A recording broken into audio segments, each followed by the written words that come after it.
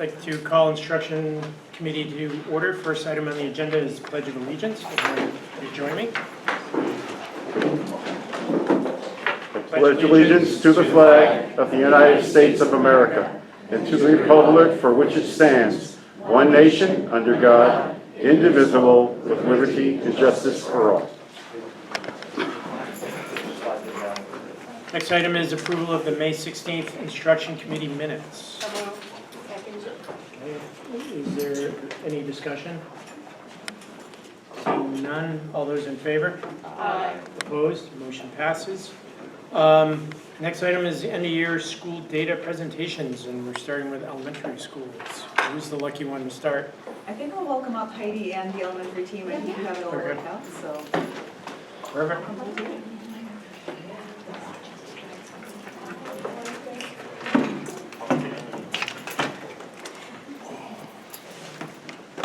Enough chairs? I think we should have just enough. We do. And then Allison, you want to put that in slideshow? I do. Alright, hello everyone, nice to see all of you. So I'm going to start off with the first slide. After COVID, the board had asked for us to do cohort data. So the first slide after this one has, that kind of explains it, because it always gets confusing for all of us. So we are actually looking at the same group of students. So if we look at grade 4, we're looking at the current 4th graders and how they did in 3rd grade, how they did in 2nd grade, how they did in 1st grade. So we're looking at the same cohort of students. Okay, so let us know if you have any questions. And we're going to start off with Chamberlain Street School. So here you have the scores for DIBELS for kindergarten and first grade.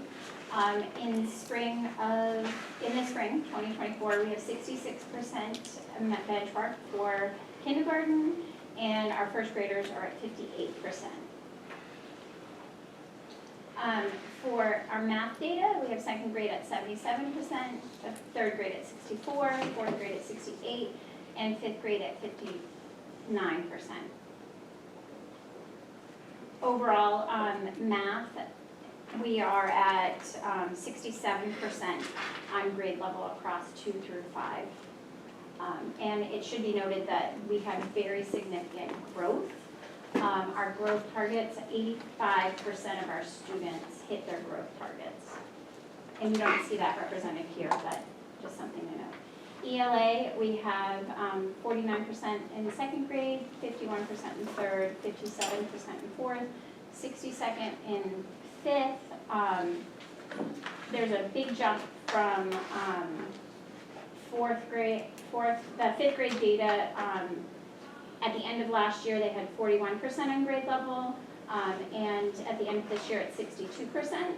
Mid-year, we were pretty flatlined. They were at the same percentage in January, and they really had to dig deep as a team, looked at the data, kind of self-reflected, decided to adjust their practice, and they made a pretty significant growth from January to May.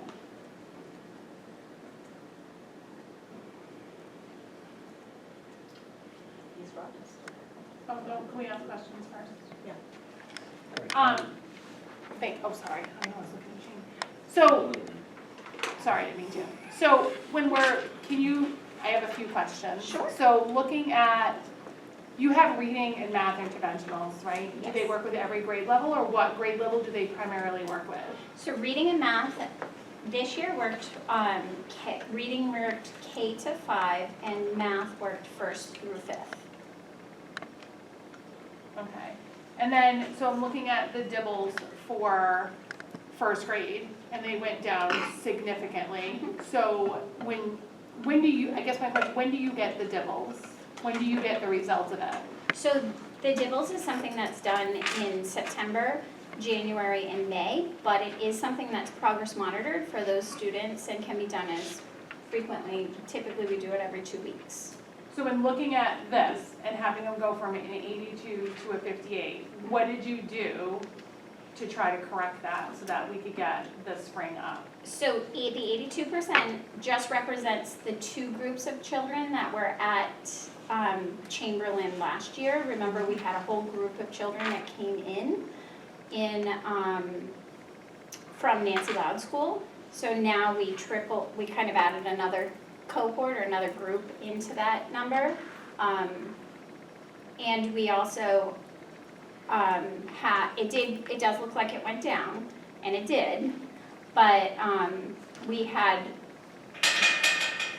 would have to look deeper, I think, and to see if that 82%, if we added in the other kids, if it really made that such a significant jump. Well, and please know I'm not trying to sound aggressive. Every year when we get elected, we're asked about reading and math scores. Yep. This is the only time that we have to ask these questions, and I think that's a travesty from the board. I think we need to have this. If they're reporting every 3 quarters, I think we need to know about this every 3 quarters, because every year we get this, we have 15 minutes, and then we don't talk about it. So you're just the first, so I apologize, everybody else is gonna be a little prepared.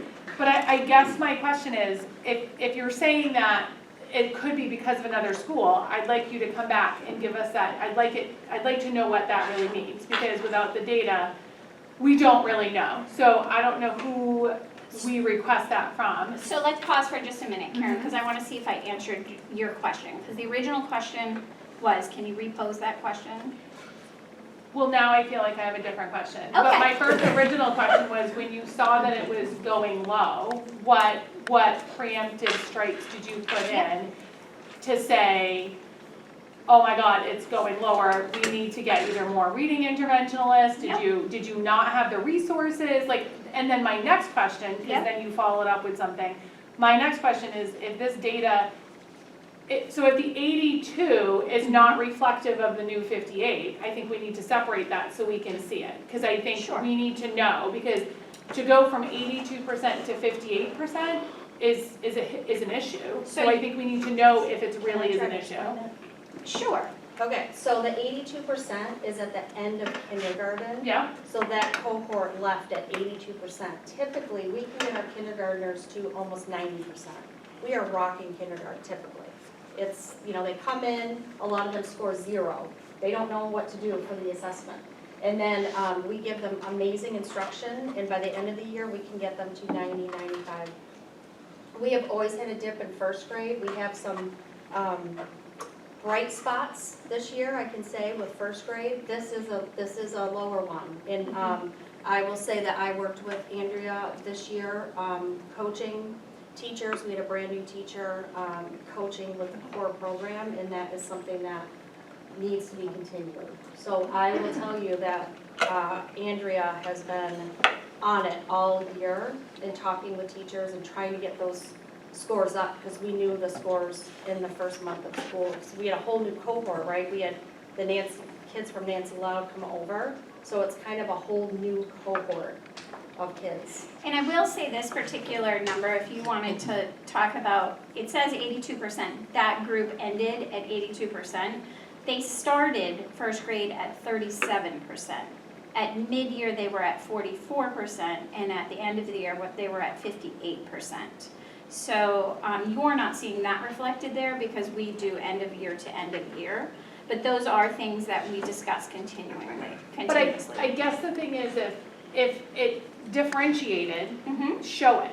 Because if it differentiated, so we don't, I'm the one that said, I asked for the cohorts, because I want to see what, because your scores may be low, but if they were low the previous year and they're improving, that's great.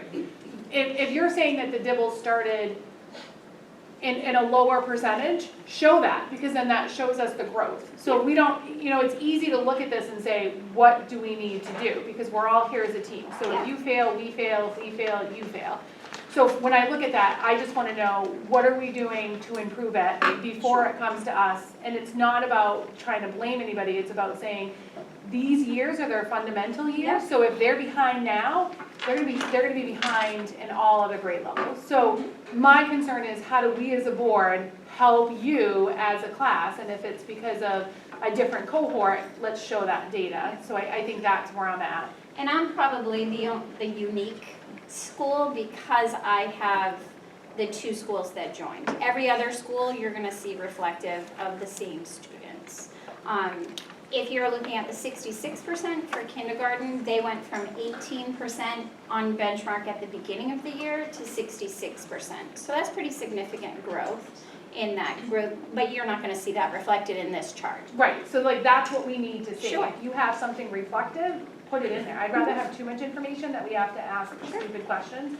On the next slide though, Yep. is when you have grade 2, is there a reason we don't have any of the spring? Like we have no grade 1 data? Because they don't test, well, we don't report on NEWA for first grade. First grade is optional to test for NEWA at this point. We can, choose to change what you all want for data for next year, but at this point, it's optional, so we don't report first grade for NEWA. So the grade 2 is the first time they've taken this assessment. Okay, and then my last question, because I know other people have it, or maybe not my last. Grade 5th on the math, so they were at 74 in 2021. Yep. Is there, I mean, I know they went down and then went back up, but, I mean, can you explain, I know you're, So that would be their second grade scores. Do you see the second grade? They're Yep. 77. That team of teachers were pretty consistent, and they have consistently strong scores in their math over time. They do a walk to math model. They work together collaboratively, and their scores have been pretty steady. and so in the other grade levels? I think there's been a lot of turnover at Chamberlain over time, and as we get new teachers in, new training to programs also happen. Okay, and then, so, okay, and then overall, your scores for ELA are just lower than math. Do you have more interventions for math, or is it still a turnover issue? So overall for reading, we're at 55% grades 2 to 5 for NEWA, based on NEWA on grade level. We have 67% overall grades 2 to 5 for math. I will tell you, I had my math and reading team reflect on the scores and their progress. I think that the math team really worked collaboratively and cohesively together. There was, they talked about how they reflected consistently on data. They had small group for testing, which set kids up for success. That happened across both. And then absenteeism also made a difference. So would you, this is my last question, because I know people, so when you're looking at the ELA data, you mentioned for the math, it was staffing, but it looks like in second grade, even their reading was up. Would you say that that's also the ELA staff? The teachers in that So cohort? I think a lot of things play into it. We have noticed that there's a huge issue with absences across our school for students. Like, we have a huge amount of students that have missed 20 or more days.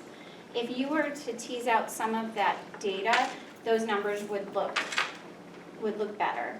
I think that we've tried to address it as a school, and we put in attendance initiatives across the school. We're trying to just put out the message to parents and families and students that every missed day is a missed opportunity for learning.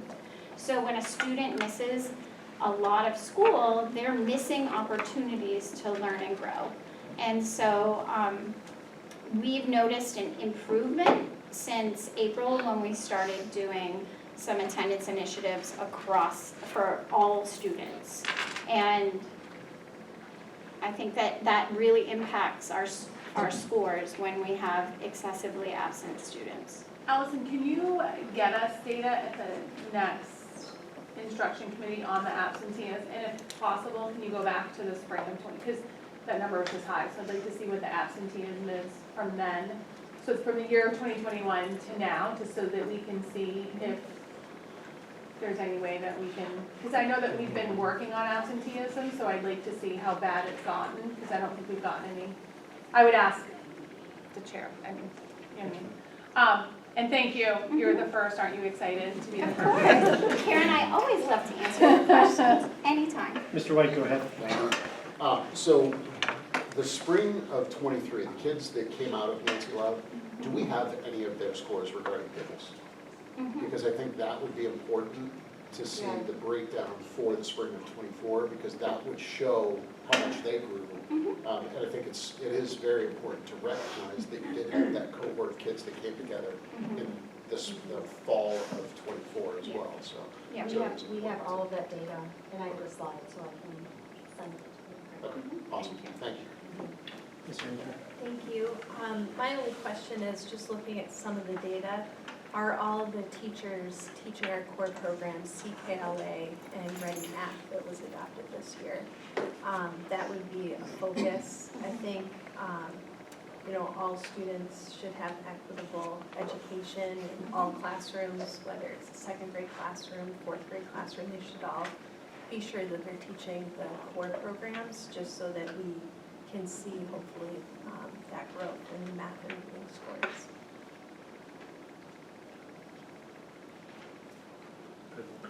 It's actually related to a question that was popping up was, what year did we implement CKLA, and can you notice that in the data and that first year of implementation where just things have changed, and so it might take a couple of years for the program to really take root?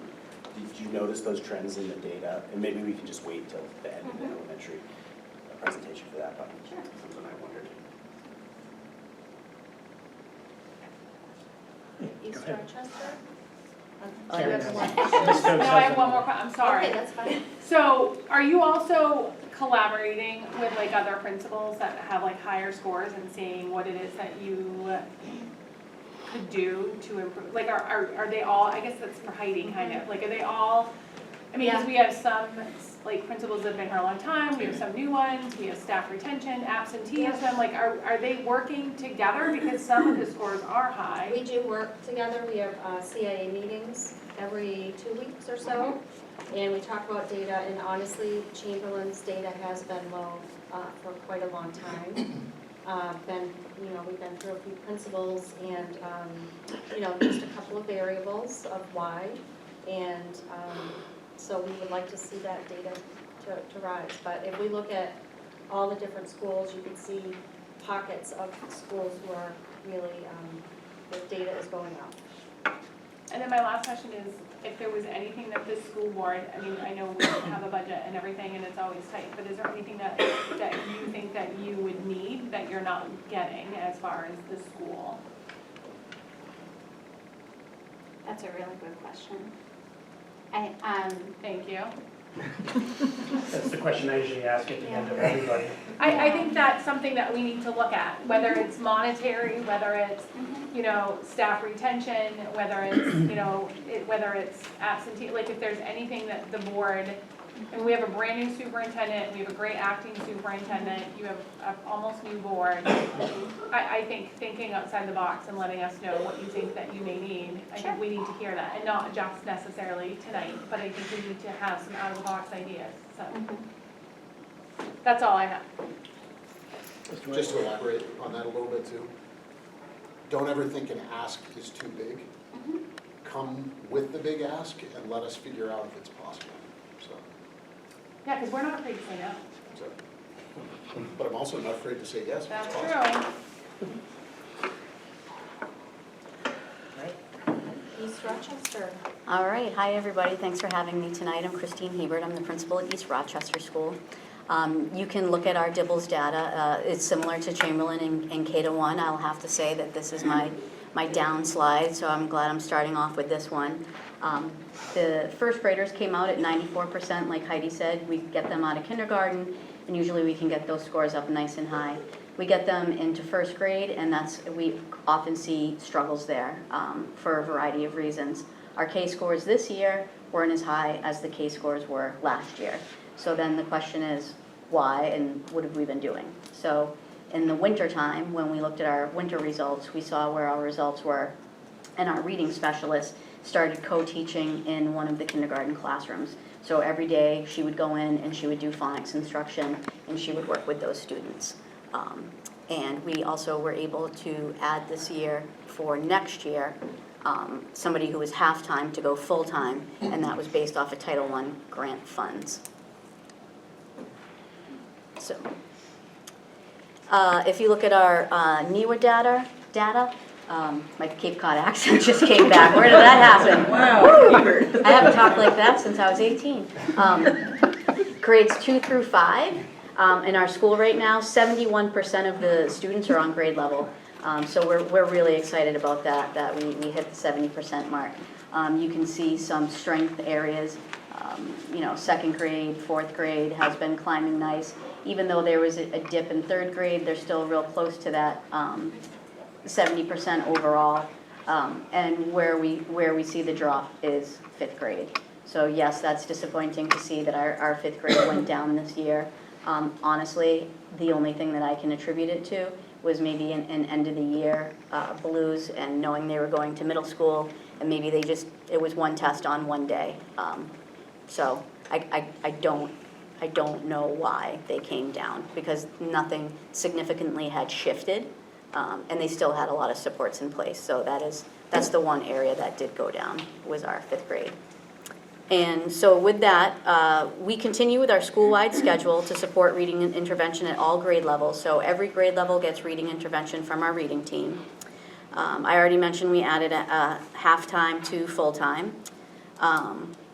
We did enjoy the last few PD days, and we were able to watch a movie, The Right to Read, and we did it in lawn chairs in the cafeteria and had a really good time, and it opened up a lot of good conversation about every child deserves to learn how to read in the information age. So we really had some good guided discussions to work on that for next year. We did a readathon. We earned over $3,000 and every student participated. We're participating in the summer reading program. All students received a book this year through district. Our library teacher has added monthly book reports to her class. We had a book fair where parents could come in and buy books. That was open at night before Christmas. The family could come in and buy books, and it was free wrapping paper, and the students were able to work on crafts, and that was sponsored by our PTA. So we've been working really hard with our PTA to support these community events. And this year we were able to implement for the first time, a fourth grade student had asked for it, and it was a great idea, an after-school book club. So students would stay after school, they would all be reading the same book, and they would have a guided discussion on it. So that's what we've been doing in reading. When we get to math, this year we implemented iReady in all of our classrooms. 70% of our students are on grade level, and 87% hit their growth target. We do have math interventionists. They also work with every grade. This year, all schools participated in iReady PD. Faculty meetings, we shared some of the math ideas. We did a fact fluency challenge. I know sometimes there's a different opinion on fact fluency and math, the kind of same way about cursive writing and print. So I'm not trying to get into a debate about it, but we still kept up with our fact fluency challenge, where K-2 try to learn to be able to add and subtract on demand, and grades 3 through 5 do it with multiplication and division. When students were able to hit that mark, they became a math master. It had a karate theme. So we had somebody come in and do karate with all the students during the day. Then that night we had a parent math night with take-home kits, and parents were given a pamphlet on what they could do to help their students. At the end of this year, with some help with some different funds, grant funds, we were able to send home all students with flashcards to help, and my Title I math teacher, who's amazing, offered a parent night at the end of the school year, how to prevent the summer slide, and she handed out more information to parents on how to support them during summer. And I talk really fast, and I apologize.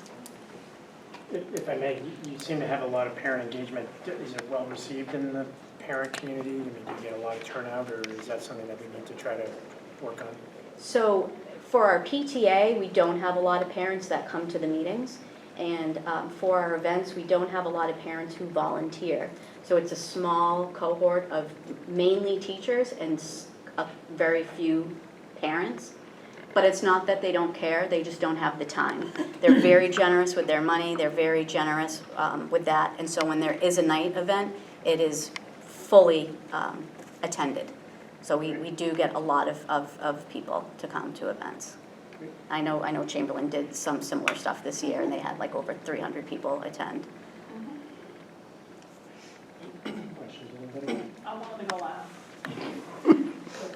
Just Mr. Perry, go ahead. more of a comment. I mean, those are great things you just listed off, you know, the sending parents home with math tutor to keep their kids going and teach parents the new math. Wish I had that. We saved a lot of money with Sylvan. But it strikes me as those are great initiatives taken on by one of 7 schools. And I'm not saying the other schools aren't taking other initiatives, but things like that, you know, this district is only as strong as its weakest school. And things like that, again, going back to the collaboration between schools and the equity of the education for every kid in the district. I think that's where I would stop you there, that we have to admit that at East Rochester, we're very fortunate. I have a lot of staff who haven't turned over. We've been able to retain them. We do have a really nice building. You walk in and you feel very proud and you're very happy to be there. And we have all the bells and whistles and we have absolutely everything we need. We're not walking into a school sweating to death at the end of the year. We're not walking into a building that maybe needs some significant work. I didn't take in all the Nancy Loud kids like Andrea did at Chamberlain. And Andrea did many of the activities that I did. But I do have to say publicly that we are very fortunate at East Rochester School, and we know that. And so you're right, the equity piece does come into play. Right, and again, and it's not casting a stone over anybody or, you know, putting one school against the other or anything else. Yep. But when we look at holistically as a district, you know, you know, I was telling Andy this morning, you know, when my daughter was in 4th grade, she was the only class that had to write in cursive. And I'm like, there's no other 4th grade class in this district required to write in cursive. You know, this is a long time ago. But, you know, it's just one of those, the more we can coordinate all the schools the same, and Yeah. you know. And Gonick and McClellan are not Title I schools, and we are a Title I school. Yeah, and So, I understand those I differences. probably have more interventionists than the non-Title I schools. So it's just those little things like that that do make a difference over time. But the other things of the, you know, offering to the parents, and not to say that the other schools don't, Yeah. but the outside offerings as well, not just Yeah. necessarily in the classroom, but Yeah. again, it's just striking that, and I commend all the schools for everything they do. Absenteeism, we gotta figure that one out. When we start making the parents come to school, I don't know, but again, it just speaks to, as one district, as a district, how do we solve a problem when we're quite diverse across 7 different elementary schools? And I do have to say that was in one of Annie's slides yesterday at our retreat that we really enjoyed. And she talked exactly about that equity and equality and different students needing different support. So you're on the same page as everybody. So Yeah. thank you. Thank you. I thank all of you right now, so. Ms. Stokes, go ahead. I do agree with what you're saying, though. I think unfortunately, we have so many different elementary schools, and what one may not need in math, the other may. So I think there's gonna be some differentiation there. But I think ultimately, these are the building blocks for students. So if they're failing now, it's how do we get them to where they need to be for the next year, because they're starting low. So just a couple questions. You actually Yeah. mentioned the staff retention, so that was great. Yep. Can you touch a little bit on absenteeism, because I know it's an issue in other districts? Like, are you finding, because your numbers are pretty high, because when Yeah. you average 25% of students have a disability and you're at 77, that's not a bad percentage. 70. Well, for grade 4 in the Oh. spring of 2023, you were Yeah. at 77 Yeah. for, I'm giving you the highest one. Yeah, okay. So, but I'm just saying, so that's not bad, but I'm like, how is absenteeism for your school? And then how do you counteract that with another school having issues with that? I think we're all in the same boat together. I have a lot of students who are absent. I've found over the years that working with a parent really and I hate to say this out loud, it doesn't really make the difference. So what we do is we work with the child. If the child wants to come to school, and the child will get on the bus or come into the building. So we put more of our eggs on making the student love school and wanting to be there, rather than trying to change adult behavior that maybe enables kids to be absent. But I still have tons of kids who are absent many, many days. And then Heidi, this might be a question for you, so I'm not really sure who I should address it to, but you made a comment that we often see struggles in first grade, which I think you're 100% correct, we've seen it before. So we talk about this summer slide, but we're not kind of talking about like that winter slump or whatever you want to call it. So it looks as though we're looking at spring data and the data looks lower. What are, so I guess it's a two-part question. So the first part, because I don't want to lose my train of thought, is how do we look at that first grade data where somebody goes in kindergarten at a 94 and then gets a 57? That's a huge concern. So I don't want to say anybody's failing, but I want to say, how do we fix it? I know. Because it's an issue. We really need to have the teachers adhere to the core program, and they do, and I know your teachers, they are right on.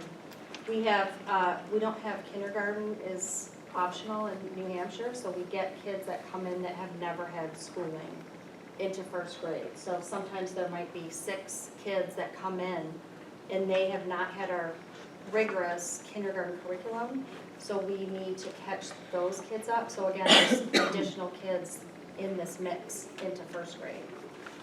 Okay. So I know last year the East Rochester first grade data was pretty high, and we're seeing some first grade coming up there, but it is the first year that they learn to read, really. So it's a lot of complex, phonics and comprehension and all of that. But first grade is always our focus. Like if we can get our kids, 80%, my goal would be at least 80 to 90% of our first graders can read on grade level when they leave. I think that needs to be a continued focus. We used to have the read 20 minutes every day, like it was a community building thing that we had. The board read a book that trying to think of the name. It was the Kennewick study, so that it was just I think that we need to go back to that, to focus on reading. We have a lot of focus areas, but if our kids can't read, then they will struggle in every area. And, I even talk to Justin sometimes and says, we've got kids in 10th grade that still struggle to read. So I do really believe that we need to have that focus to get, especially our first graders, if they can, all the research shows, if we can get first graders reading on grade level, we're gonna set them up for success. So what I think, just to go back, because I do agree, you want people in 10th grade to read. I think going back to the first grade, I think we need to look at that and come up with a plan. So I'd like to see something later on, maybe in September, to come back to the instruction committee and say, we know this is an issue and this is what we're struggling with. I do want to commend you because I feel like I was really mean to Andrea, I'm sorry. But I do want to commend you because 85% in grade 2 for the ELA, that's very commendable, so good job. But then you also mentioned like the winter months and doing this spring.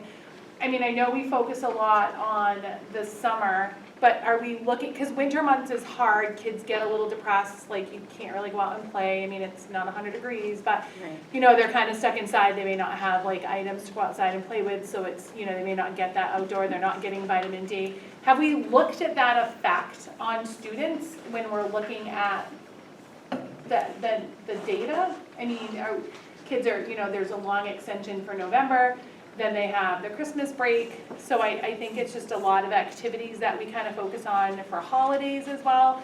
That might be something that I think if we're looking at the spring data and that's going to affect it, I think that's something that we might want to look at maybe. So again, I think it's kind of directed at you. Yeah. The only other thing though that I'd like to add is that if you look at the yellow scores from 2023, Andrea was the principal that year at East Rochester, and I was at central office. And then you look and it kind of dipped, and she was also my 4th grade teacher and has taught many of the kids. So I definitely don't deserve all the credit. She definitely did a fabulous job 2023. Yeah, and again, I think it's a team effort, but I think for me, it's more of a, how do we fix the Yeah. issue? Like, we wanna praise everybody for the things that they're doing good, because there's a lot in our district that we can praise for. But I think as a board, we need to look at where we're failing and say, how do we help these kids succeed? So I think we focus a lot on some of the negative ones here, because we wanna be able to help you fix it. Yeah. So my last question is kind of like what I asked Andrea, magic wand, like what supports do you feel that you could use or that you would need that you would advocate for? It's really about personnel and staffing. We've had an enormous turnover of staff in the district. If you look at our website, you can see the need that we have. I currently need to hire a case manager, as most of my teammates need to do here. We've seen a significant increase with emotional regulation concerns and mental health and well-being of our students. So having support personnel within the building to support those kids so that when they're disrupting the learning of everybody in the classroom, that we can give them the support that they need to become emotionally regulated and bring them back into the classroom, rather than having it escalate and then having to do like an in-school or an out-of-school suspension. I know that sounds outrageous in elementary school, but as a veteran administrator, there were in-school and out-of-school suspensions within my building this year. And so if I could keep my kids in school when they're there and keep them regulated, that would be helpful. But we need to hire staff, and we need to retain them. And I think that's the difference, is that for some reason I've been able to retain like my reading team and my math team. Perfect, thank you. I'm not gonna disagree with you, but I'm all for suspending kids that are taking away education from the other kids in the school. Right. So if that's what we have to do to make sure the other kids are getting their education, that's what we need to do then. Any other comments or questions? Thank you. All right, looks like I'm up. So you can see our K and first grade double scores. One thing that I'm gonna mention, and I hesitated to mention it, but because it was brought up, when we talked about how special education relates to this, and it goes across the board, K to 5, and I'm sure it's true for the other schools as well. But I pulled out, I did some data today, so like for example, our kindergarten if you did not include students that are identified, it would be at 97%. And the reason I mention that is because we don't often talk about special ed in this group, but when I met with each one of my special educators at the end of the year, and we looked at their data for their growth targets for their students, they were also doing very well in meeting their growth targets for a lot of kids. So it may not be, we don't necessarily see that, but they were doing a phenomenal job. And everybody's talking about places where shorthanded, that's one of them. And I know for my special educators oftentimes were doing multiple things this year and not potentially seeing the groups as much as they could have been seeing if we had more support in that area overall. So, but then in our first grade again, we did not see a big dip. Our first grade teachers did a great job keeping them up there from kindergarten. Again, when we look at, sorry. No, that's right. You can go on. I was done with that. See what your pause was all about. Yeah, I wasn't really sure. Math, pretty consistent. The fifth grade group, they've been consistently not great across the years, and you'll see the same thing in ELA for that group. It is our smallest group of students, so of course, and it's also one of our most heavily identified group of students. So fewer students can affect percentages. I'm not using that as an excuse, but that's they've been pretty consistent. Also, when we talk about cohort data, one of the things we pulled was out of our 24 fifth grade students, only 12 of them actually started at Gonick School in kindergarten. So there's been a lot of that, and I'm sure that's the same for the other schools too. I know many of our schools have very transient populations. So while it is cohort data, those are in some instances different students along the way as well. Fourth, and that's math. One of the things I wanted to point out with fourth grade math was that they were, for their growth from the fall, at the 96th percentile for growth in math, which is pretty amazing with the U.S. So very, very impressive. Which when we go to ELA, we'll see a different story. So ELA, again, second and third doing really well, and if I look at third grade, they were actually at 91% if I take out students that are identified. Again, we looked at the students that were identified, and each one of them were hitting growth targets for what they were working towards, so it was really, really good news. Fourth grade, I don't even know. I went back and looked at each and every student. I'd love to retest half of them, because I think half of them were, if you look at where what they were capable of and what they did, I think fourth grade struggled to focus on that ELA test that day. And then again, fifth grade, consistently consistent. Talking about some of the things that we're doing, we did already create our win schedule for next year, our need schedule, and we are going to, the fourth graders going into fifth will be one of the 2 grades that we will double dip. Our reading team is able to see 2 grade levels potentially twice in a day, as if we work the schedule right. So fifth grade would be one we'd really look at. Gonic School is looking at potentially moving to becoming a Title I school. We were at 47% free and reduced lunch last year, which I think places us third in the district as far as percentage-wise. So that would really help. And the first thing I'd asked for with that was we have a brand new reading team this year, but they were amazing and with their cookies in there. So I would be looking to add a math specialist straight away, or math interventionist, excuse me. Our reading team spent hours upon hours this year attempting to do family outreach. We held a literacy night back in November, and it was not too long after our trunk or treat, which for Halloween we had somewhere between 250 and 300 kids show up, along with their parents. For our literacy night, which our reading team and our teachers spent a lot of time preparing for, we had 15 people.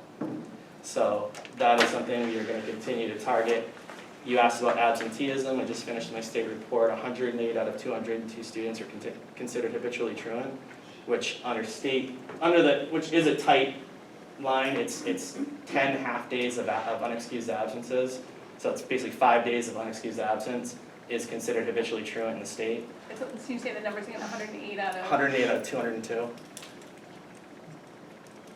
So, and that's just unexcused absences. That's not even talking about the numbers for when they had the doctor's notes and things like that. So it's something that we're all facing, and I totally agree with Christine. We have gotten I know that we're supposed to send the attendance letters and all of those things, but we have had far more success targeting the students. And I mean, we gave pizza parties and prize boxes and all kinds of other things, because if the kids want to be there, they'll get mom, dad, whomever out of bed or whatever to get in there. So that's, I think, all I want to mention.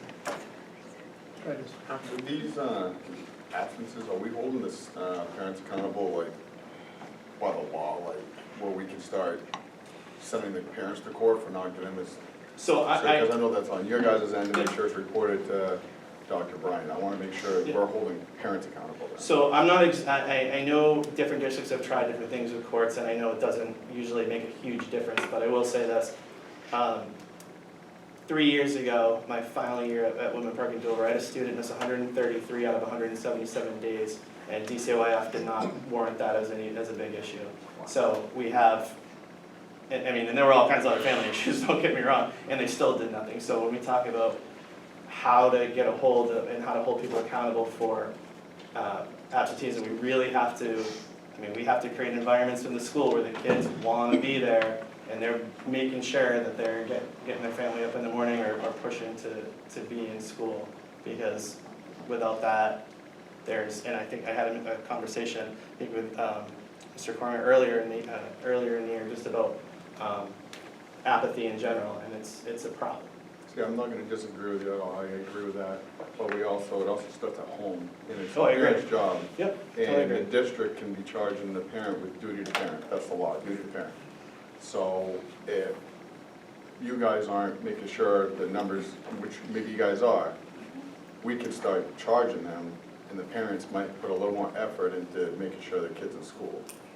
We have some, if I can just jump in really quickly, we do have some systems in place. There's a part of it that happens at the building level, there's a part of it that happens at the district level. The problem is huge right now, and so we have some work to do to make sure that we're following up on every single one, but it's definitely a flawed system. But we do have some systems in place, and the principals know what they need to do. I just want to make sure that if that parent should be charged with duty to parent, we're charging that parent with duty to parent, charging them. It's on them, it starts at home, right? It starts at home. Dr. Bryant, do we know if other districts are also dealing with similar absentee problems? Or is this just unique to Rochester? No, I do not think it's unique to Rochester. I think the issue has become much more difficult post-COVID because there's been sort of an attitude of school is optional. And so we're really combating against that. I think this team, the board a year ago, made some changes to the policy around attendance for that very reason. And so the definition of unexcused absence is much more strict now for the district than it was a year ago, so that also plays into it. And because the intention was we wanted our kids in school. We wanted to really make that clear that we have policies about students being in school, but it's definitely a problem, not just in Rochester. It's a societal problem. Yeah. Ms. Rose? So, I mean, I do think that we did ask for absentee information to come forward, so I think we definitely want to look at that, because I don't think that it's the principal's job to take a parent, like what you're saying. So I think there's some steps in between. So I think when you bring forward, like when we talk about the absentees, I think we should find out, like, how do teachers report it? What do principals then do to it? Who does it go to after the principals? Does it go to the superintendent's office? What is the superintendent like doing with that? And then looking at how it's how it's affecting. Is it working?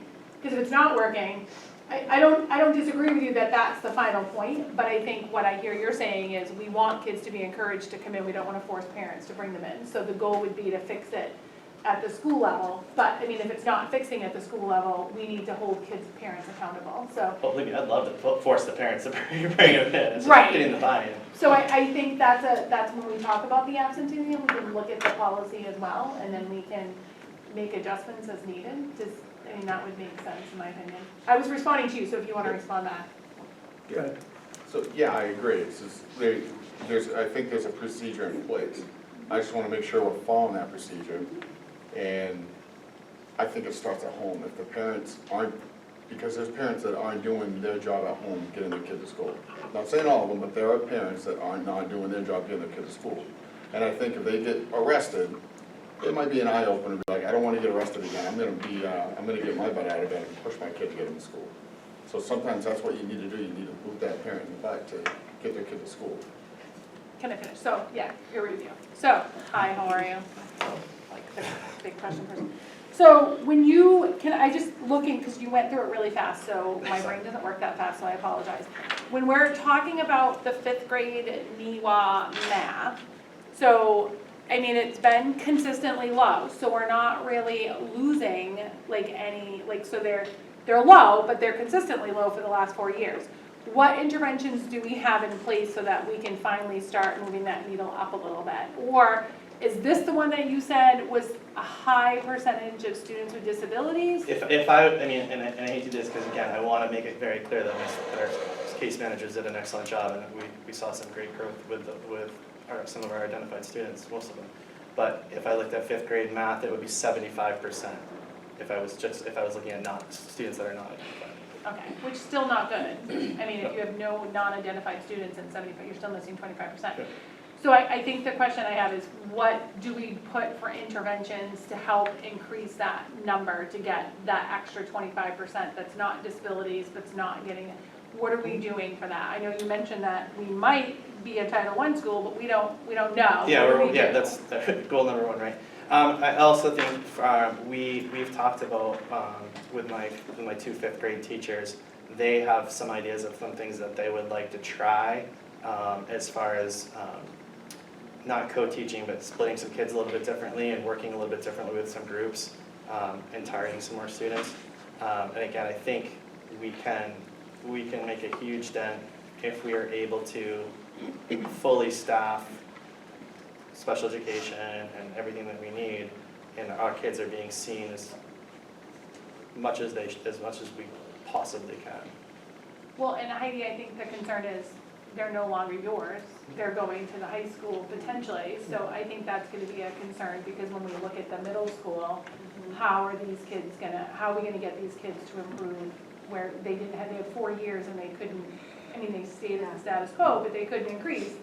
I think that's a concern. And I think if we know these kids are not where they should be, I think the conversation I'm hoping is happening before it comes here, because we only hear about it here. Right. I hope that conversation is, if they want to try something, let's try it earlier rather than later, and let's see if there's some success. Absolutely, and I have been working with Sarah Camus this year on like extra math interventions for our specialized instruction. So those should be coming next year as well, just to give kids a boost, especially in math. But we have many things in reading, and they have been getting reading intervention, so. Well, I was going to say the next one is ELA, because that same cohort is still in the 50s or low 60s. So it looks like these kids going to the middle school are going to be struggling in a whole new school and a whole new level. So I think it's something that we need to potentially, I don't know if there's anything we can do over the summer or whatever, but I think that's going to be a concern when they get to the middle school next year. And then you mentioned 4th grade ELA. You said that you looked, it's down. I'm assuming there's no way that you can retest them. Have you looked to see what their other scores are? Because that's a huge, from 76 2 years ago to then 68 to then 53. Yeah, and that's why I went back and looked at each individual student kind of over time and where they were, and again, I think there's some definite gaps, and that's why we're gonna, next year when those kids are in 5th grade, they'll be the group that's getting double dipped as much as possible to have that extra intervention. Yeah, I do think in all honesty there was a case of some kids just saying heck with it on that day and with that particular test. I don't know. And then is there a way, because I know that some people had said that they're sending stuff home over the summer, is there a way to target that group to say, you know, the NEWA scores were low, here's some summer stuff you could do to improve? We've sent out, I mean, we try to include things, and again, our reading team has been exceptional this year at reaching out to families and trying to send home things that they can work on, basic ideas, you know, real simple things as far, you know, like and that's something that came out, and the reason, when I go back to, I talked to you about the literacy night we had, that kind of came out of meeting with some parents who were unsure of how to help their kids. So either they were pushing them too much and the kids were crying at night because they expended so much energy in the day trying to get through the day, or they were not doing anything. So it was, you know, a very wide range. So we really, the whole idea of that literacy night and what the reading team has done all year is sending home little pieces of things that parents can do, that families can do. Right, but I guess my question is, have you sent home like packets or like a book? I mean, that might, you know what I mean, that might be something if we have a low cohort or even the kids that are struggling, sending home a packet instead of here's things that you can work on. Because if you give me a here's things you can work on, I'm not doing it. If you send me a packet and say, you know, we'd like to not have that summer slide, I think that, and I'm not judging, please no, I just think these are the fundamentals. I think that's it. Listen, this is my one time, I'm gonna take advantage of it, sorry. Just a quick question, and you may not know this, it might be for someone else, but you said you're close to being a Title I school. What is the threshold at which you become a Title I, and what benefits does a Title I school get that a non-Title I school? So I'll answer this to the best of my ability, but then I'll have someone that has been Title I, who knows more. So I believe so to be a full, because you could be a targeted school or a fully school-wide Title I. Targeted would basically mean that only the students who qualified for free and reduced lunch would have access to those supports, whereas a full school-wide Title I, everybody can have access. I may be wrong on the number, but I believe the school-wide number is 40% free and reduced.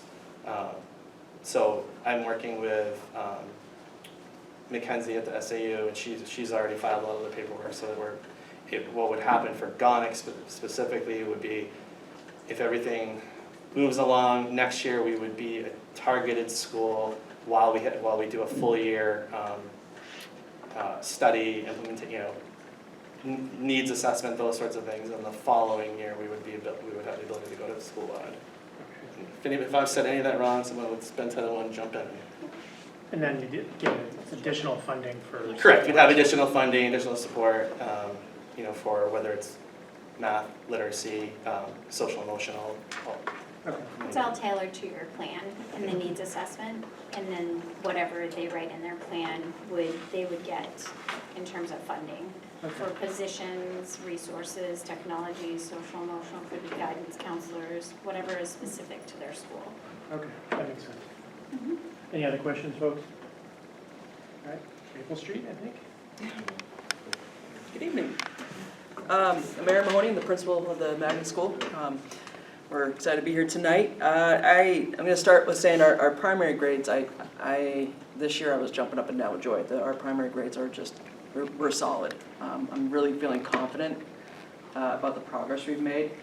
You can see kindergarten, I think we started off at 24%, I believe, at the beginning of the year, and we ended the year at 90% at grade level. Our first grade cohort last year was at 89, and started at 82. You'll probably hear this with School Street as well. In a small school, when you have 20 kids, you lose 1 or 2 kids, that's going to drop that percentage significantly. And we actually lost a couple kids that moved out of district in a few of our grades this year, first grade being one of them. I was happy because in first grade especially, we had a number of students in that red zone, that intensive need support. We ended the year with 0 kids in that red zone. Our first grade teacher did an amazing job and got them all up. I think we now have 1, maybe 2, if I'm remembering correctly, in that yellow zone, which is right on that cusp of being at grade level. So we saw a lot of success with them using that targeted intervention time this year with that. Sorry, you go ahead. Sorry. No, you're totally fine. The NEWA math, look this way. We could be better, right? There's always room for improvement. Our second grade, 3rd, 4th, 5th, pretty much status again. We had a couple kids move halfway through the year, which did impact our percentages a bit. Grade 3, that class in particular has a good amount of struggles, a lot of external factors that play into their performance. What I will say when I was looking, well actually I'll get into ELA in a minute, but for math, what I will say is that the variables, a lot of it is behavioral and mental health. A lot of those kids were not in the space, similar to what Greg was saying, we're not in the space to take the test. And that was with intensive support from adults to help coax them through. Just that moral support, and a lot of them are just not having it. And that's an everyday struggle, I think, with education in general. When you have students that are really struggling with that, we can't pick and choose who we have. We're going to support them and do the best we can with them and meet them where they're at. Our 5th grade's been, kind of up and down, consistent. They're back up to 69%. So that was good to see. Again, some dips here and there, but they've been able to pull up. We don't have a math interventionist, otherwise I'd speak a little more to that. But for reading, we're going to go to the next slide. Please and thank you. This was really a very cool thing to see. So I'm sorry guys, but I do test first grade for NEWA. And I've done that as a practice for how many years I've been in administration. Just because it helps get the kids acclimated to the test, and it helps them kind of get prepared for what they're going to see, because they don't often, they're on an iPad and they're taking a test. A lot of times kids don't know how to take the test. And that's part of the battle, right? So teaching them how to get used to the equipment to take the test, whether it be an iPad or a Chromebook, we found that made a huge difference. Our first grade NEWA was at 82%. That will probably dip next year, and that's okay because the test changes. So it goes from K2 or K1 to 2.5. So we'll probably see a dip, But what I will tell you is that our foundational skills in DIBELS, K through 5, were anywhere from, I believe, 70 to about 88, 90%, which means our foundational skills have really become solid, K through 5. NEWA, I kind of look at as the application, right? The application and transfer of skills that they're learning in class. And this tells me that we need to we need to get better at those transfer of skills. We've got the foundational, we know how to read, we know how, basic comprehension skills. What are we doing to challenge kids now, right? So there's a few things that our grade 2, notably 74% at grade level, they had an 89% growth that was made from fall to spring. I think in all my years in administration, in 12 years now, I've never seen that high growth. Maybe seen it once, and that was pretty amazing to see. Grade 3, again, not the greatest. We know that class has struggles. Grade 4, we had a couple of kids, in general, that cohort, we went from being a class of 20 to a class of 13. So again, you drop 2 kids, and that's going to impact that score significantly. 5th grade's been pretty consistent, which is good to see. What we've been doing overall, kind of, we're still doing the targeted intervention time. I think my teachers are sick of me hearing that. What are you doing for win time? How are you using this? What are you doing for collaboration? What are you doing to push in for services? What is the data telling you? Don't just have a gut feeling. What is the evidence telling you? Yep, we're going to look at the whole child. How is the child struggling? And how is it then impacting them academically? So really that ongoing conversation has been critical for us this year. I'm really confident our primary grades are going to continue. We're seeing an upward trend. We're going to continue seeing that trend. 3, 4, and 5 we're struggling with, and it's a plethora of reasons. We don't have enough mental health support. We have a part-time counselor. That's a struggle when you have a couple classes that are significantly impacted by mental health. We don't have, reading and math interventionist. I think if anything, an additional reading interventionist would be fantastic because we have 1 reading specialist. And the fact that we've made as much growth and progress that we've had, especially in the primary grades, I can't commend my staff enough. They've done a fantastic job with this. One of the things we are looking at for this year, thankfully, we talk about the application of knowledge and that transfer of skills. My entire staff and myself included are going to be trained by the Buck Institute or PBL Works. They're kind of the national guru for project-based learning. That's where that application is going to help us. Engaging those kids and being more hands-on and bringing it back to what the magnet school has been about, is that project-based learning. So we're all being trained, 3-day intensive training by the specialist. We're going to have a full year of consulting hours with the company during staff meetings to help us tailor our instruction to enhance what we're doing so we can get that application and the transfer of skills in the upper grades especially. Our parental involvement, I do have to do a shout out for that. Our parental involvement is at the highest I've seen it in 5 years. It is absolutely amazing. We have an amazing crew of parents. I think we had almost about 47 volunteers, give or take, this year. And they're constantly in and out of the building, and specifically in the primary grades. And again, you look at the primary grades, and you see where the scores are at for DIBELS and NEWA, and that's where the most parental involvement's been. So that's been a huge success for us this year. Questions or comments? Ms. Stokes, you must have something. I'm sure I do. So, hold on, let me just get there. So I think so when you said grade 4, again, hold on, my computer's acting funny. Grade 4 math in 2022, you had 100%, so you should be commended for that. Are you saying, because you are a small school, so 100 to 120 students in the school, so you're right, 1 kid, it gets you down to a 90, 3 kids in the whole entire school gets you down to a 70. Correct. So is that what it was with 100 went to a 70? Is Correct. in that one class of 10 or 13 or even 20 kids, that 1 kid's gonna bring you down? So that year that we had 100%, we had 20 students. And now that class has 13. So we've lost 7 students. And again, you think of the makeup of the class. And there's been some loss of skills, and that has been a class that we're focusing on, and working with that cohort to kind of engage them more, because they've asked for it. They want that enrichment. So it's finding that balance between, our teachers are doing it, like teaching the core with fidelity, like you wouldn't believe. And now it's just finding the balance. That's why we're doing the project-based learning and bringing that training in, because we have to find that balance of how can we really bring this up while still staying, sticking to the core of fidelity, but also bringing in a project-based learning. And that's going to be the challenge that we're going to face next year when we're doing this work and streamlining what we're doing. Yeah, and then I think kind of going to like the 5th grade, it seems like in a lot of the schools, it's the 50s to like 50s to high 50s. So I think looking at that going into middle school next year, I think is going to be something that we're really going to need to look at, because again, going into a new school and whole thing. And then I just want to make sure, because we've asked, I think I might have missed one, but I think we've asked like what you need. So what I've heard you say, and I don't want to put words in your mouth,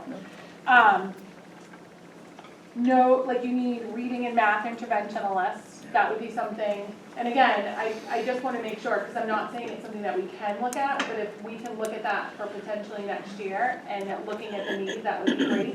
You said you had a part-time guidance, That is correct. so if we could maybe look at that.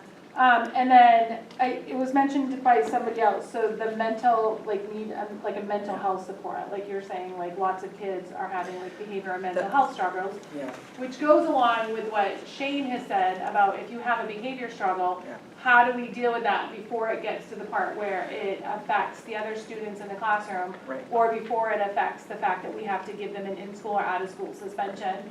So you're saying you'd like to target it beforehand and find out what that behavior is, so hopefully that student as well as everybody else can learn without losing an education. So I think that might be something, and I know that we've had them on the list before and we were told that we couldn't find anybody, so I think maybe putting a focus, I'm looking at you, and I know our newest superintendent is taking tons of notes over there, so. I just think that's something important, because I think it falls along with everything that's kind of, if you can get that behavior ahead of time, because no student wants to act up, and you could fix that, or you could work with it, not fix it, because I'm not saying it's something that's fixable, but I think that's important to know, because a lot of other staff have mentioned that. Right. Well, and the reality is, I mean, again, if you look at those of us who have, no disrespect, but like if we don't have an assistant principal or if we have limited staffing, like, in my case where I have a part-time counselor, the counselor's not there, I'm the counselor. So I'm being pulled in multiple directions to help support student needs and behavioral needs. So then that pulls me from doing the instructional piece, right? So, and that's where all of us, I think, I mean, I don't want to speak for everyone here, but like we've talked about that, and that has been, yeah, she's nodding her head, but that's been a struggle. That's the reality we're living in. And it's what we do, because we're here to support the kids. And it's obviously it's a personnel thing, and we know that goes into budgetary stuff, but at the end of the day, if that's what we need, it's that support. So. But I think it's important to bring it up. I think, we support you and you support students. So if we don't support you correctly, that student that's having a behavior issue or a mental health crisis, and we don't get them the supports, they turn into a student that's like targeted or gets a suspension. And I think if we could look at that ahead of time, it's gonna help all students all around, and it's gonna help their mental well-being. So I think that's something that we need to really look at, because we've put out for it, I don't think we ever filled it. So it sounds like we need to kind of look outside the box. Jones? So looking at all the scores for pretty much 5th grade, so that was the first year for COVID. So you can see it's a big dip. So we know COVID was remote. So that's one thing that I'm extremely against at the elementary is remote and being on devices. I think in the elementary level, I think we're on devices too much. I think we need to go back to more instruction by the teacher, maybe like the teacher can have a little more, be able to do what they like to do is teach. What are your guys' opinion on devices at the elementary level and how much we use them? I wonder if Heidi might want to take that, just to. Yeah, I read the survey that you all sent out to the teachers, and I saw that as a concern. So from a district perspective, we have 2 digital programs. So we have iReady, which is and I have a slide that Allison, don't worry, don't get out of it. It's approximately, it's up to 49 minutes a week. Okay, so that's one program. So if we take that and divide it by 5, it's not that much each day for iReady. For CKLA, it is 30 to 60 minutes per week, depending on the grade level. So that is all we expect from the district. The rest of the digital is on the teacher. So a lot of times I'll go into classrooms and they're on other programs that actually aren't even district approved. So a lot of times when a teacher says they have too much digital, it's not from the district. So I think that should be noted, that a lot of times I'll see they're on Epic or Prodigy or other programs that they're choosing, ABC Mouse, and that's not coming from the district at all. So I think that should definitely be noted. A lot of times teachers will give students choice time. When you finish, you can choose, and they always choose digital. I mean, I don't know if you all have kids or grandkids at home, but when mine were in school, they want to go on the computer, so if they give them that choice time, a lot of them are going right to the computer. So that's something that you could all talk about as well, like, should that be on the choice? So that's what I see when I go into the elementary classrooms. But no, from the district, it is probably a half an hour a day of digital throughout the day. And these are adaptive programs that assess a student quickly and pinpoint exactly what they need to do. So it's not a lot of time that they have to be in. Because obviously we're looking at the fifth grade numbers, we see how well digital works. It doesn't, and it's not as important as in-person learning. I totally agree. I'm, direct instruction and, I like to come in and see the teacher teaching and direct instruction, so I agree with you. That's one thing that, I'm not gonna address it here, but it will be something I'll be bringing up to the board about removing our remote learning option. I know this year, Dr. Brown was great, we didn't have it when we had snow days. I'm not a fan of it, so I know I have other board members that are on board. That's something that I'd rather remove to make the days up at the end of the year, so. How about one other thing? You mentioned that you do NEWA testing. Yes. Is there a reason why we can't, you're saying, I don't want to, again, words in your mouth. You're saying that it teaches them to prepare them when they actually have to take the NEWA testing. Yes and no. So it does and it doesn't, right? And again, after 12, 11 years I've been doing this, I was talking to my first and second grade teacher, and we're like, man, like that, talk about that winter slump. I'm like, what? And then why are we, like the kids are at grade level, why are they, kind of bombing in the winter for NEWA? The teachers have to spend time teaching the kids how to take the test on the computer. So, you can say it helps them practice for the test, but the other part to that, we have to teach them how to do it. We can't just put them on the computer and tell them to go do it, because that exposure alone is not going to be enough. So taking the time to help teach them. I know, like we've discussed at our curriculum meetings, that's really difficult for all of us to do because of the time constraints. And again, a little easier because I have one grade to focus on. But it does, when it can be done, it is beneficial, in my opinion. I know, again, you have one grade, but it might be nice to see at another grade level and see, because if we can start teaching kids how to do it when it doesn't technically count, I think it sounds, does it cost any money for the district to do it? No, we have the whole suite, so we have the ability to do that, so I think this team and you all can decide that for next year. Well, and I think that kind of comes down to like equity. So if we can teach a student how to do a test and it's working in one school, why wouldn't we look at doing it in the other schools? And I don't want to put any extra work on somebody, but even if we say we're looking at another school that's small, and how to, let's try it there and see if it works. But I think if we have something that's working, her test scores are looking at grade 2, 74. For ELA, I think it's something that we look at and say, let's try it in another school and see if the grades improve. And then that might be something simple that we just missed the ball. I'm curious, because I believe many of you do use it in first grade. Oh. We do. So let's see how many are, I think a lot We of tried it the for the first first grade time this teachers year. are using it. It's just that we don't report it because like one teacher might decide not to, but we could say all teachers need to do it. I thought we said we didn't, that was, so, yeah. No, we So don't if- report on it, but I did it at East Rochester last year, and I did it at Chamberlain this year.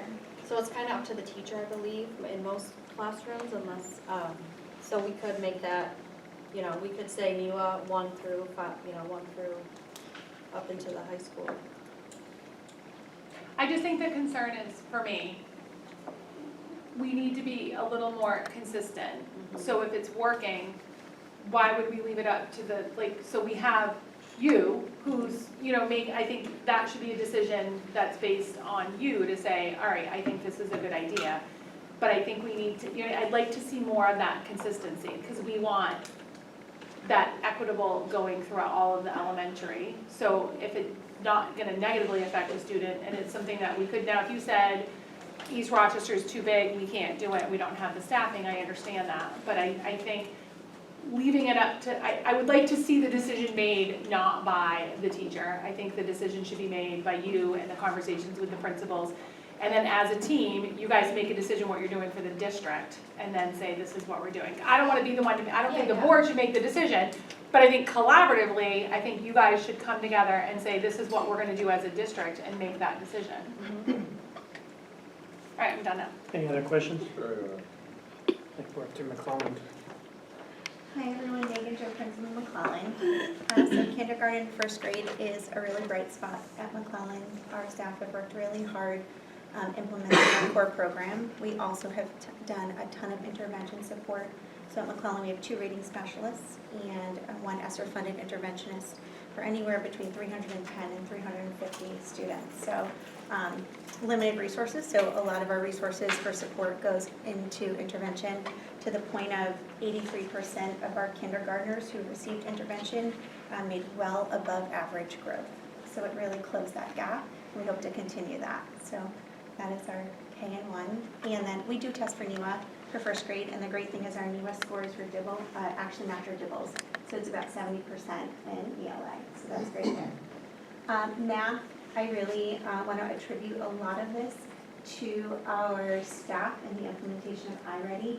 We saw some incredible growth this year just with a curriculum change and a new approach to teaching math. Our math scores, we are collectively at 67% on grade level for grades 2 through 5, compared to last year where we were at 53%, which is a 26% increase. So we saw a really great increase in math. I think one of the highlights you'll see is our grade 3 team. Really strong commitment to instructional practices and scheduling and keeping things consistent for kids has been a highlight that we're trying to make sure we're spreading across our building and using them as instructional leaders. In addition, we had 2 math co-champions who did a ton of coaching and supporting not only me but our staff this year, which I also believe has been a point in improved math scores for McClellan. ELA, we are continuing to slowly grow, so collectively we are at 58% this school year. Compared to last year, we were at 52%, which is a 12% increase. Again, with some additional intervention support, I think we could move our students. One thing you'll see for grade 5, we have continued to grow on grade 5. They are a very strong cohort of students. That grade level specifically did a walk to intervention model where they shared students, and they did a really great job targeting students where they needed to be for NEWA. So they took students and they did different book groups, they did different complex text studies and different things to really meet the needs of those students, so that if they were above level, that they continued to grow and we were meeting every student where they're at. I'll share some attendance. 94 of our students are 10 or more unexcused absences. So that is 30% of our population. So a plan that we have for next year is typically we wait a little while to put an intervention plan in place. We're not going to do that. So those 94 students who remain at McClellan, we will start the year with a plan in place so that we can continue to be more proactive. We will start home visits officially next year. And we will do some more family planning, because one thing we do find is of those 94 students, about 10 of those are families So if we could do some work collectively with the family, I think we could make some growth there. Question. Home visits. So I want to make sure everybody's safe. Yeah. So who's doing the home visits? So it will be myself and a school counselor together. Are they pre-announced? We will call and make sure we're scheduling. Okay, awesome. Just want to make sure you guys are safe. Should we not feel safe, that's a conversation that, we've had a bit. We will make sure that we have the appropriate people there. Awesome. Thank you. We're never sending anything to the board about that. Sometimes you don't know what you want. Mr. Downs? It's kind of for all of everybody, like, we have the interventionist, and we know our staffing is an issue. How often do we have to pull those interventionists to cover classrooms? And so now, when we gotta do that, now we're taking away from the students that need that. How often is that happening? I can tell you in the past, we've pulled them regularly at McClellan. We made a commitment this year not to do it, and I think we maybe pulled our interventionists 5 times collectively, and that's of the 3 of them, 5 times. Because our staff made the commitment to absorb students, and it was a lot, like there were times that you had 35 kids in a classroom because the grade level teachers were like, okay, just give me half the class, I'll take half the class. But they really protected that intervention time. But anybody else? Yeah, I know for us, we made the commitment to be absolute last resort. We will have a building pair go in and cover it if needed. We'll have the other classrooms absorb the students, but I think 3 times at most this year that it's been like at an hour or 2 to cover, because we were in a bind, complete bind.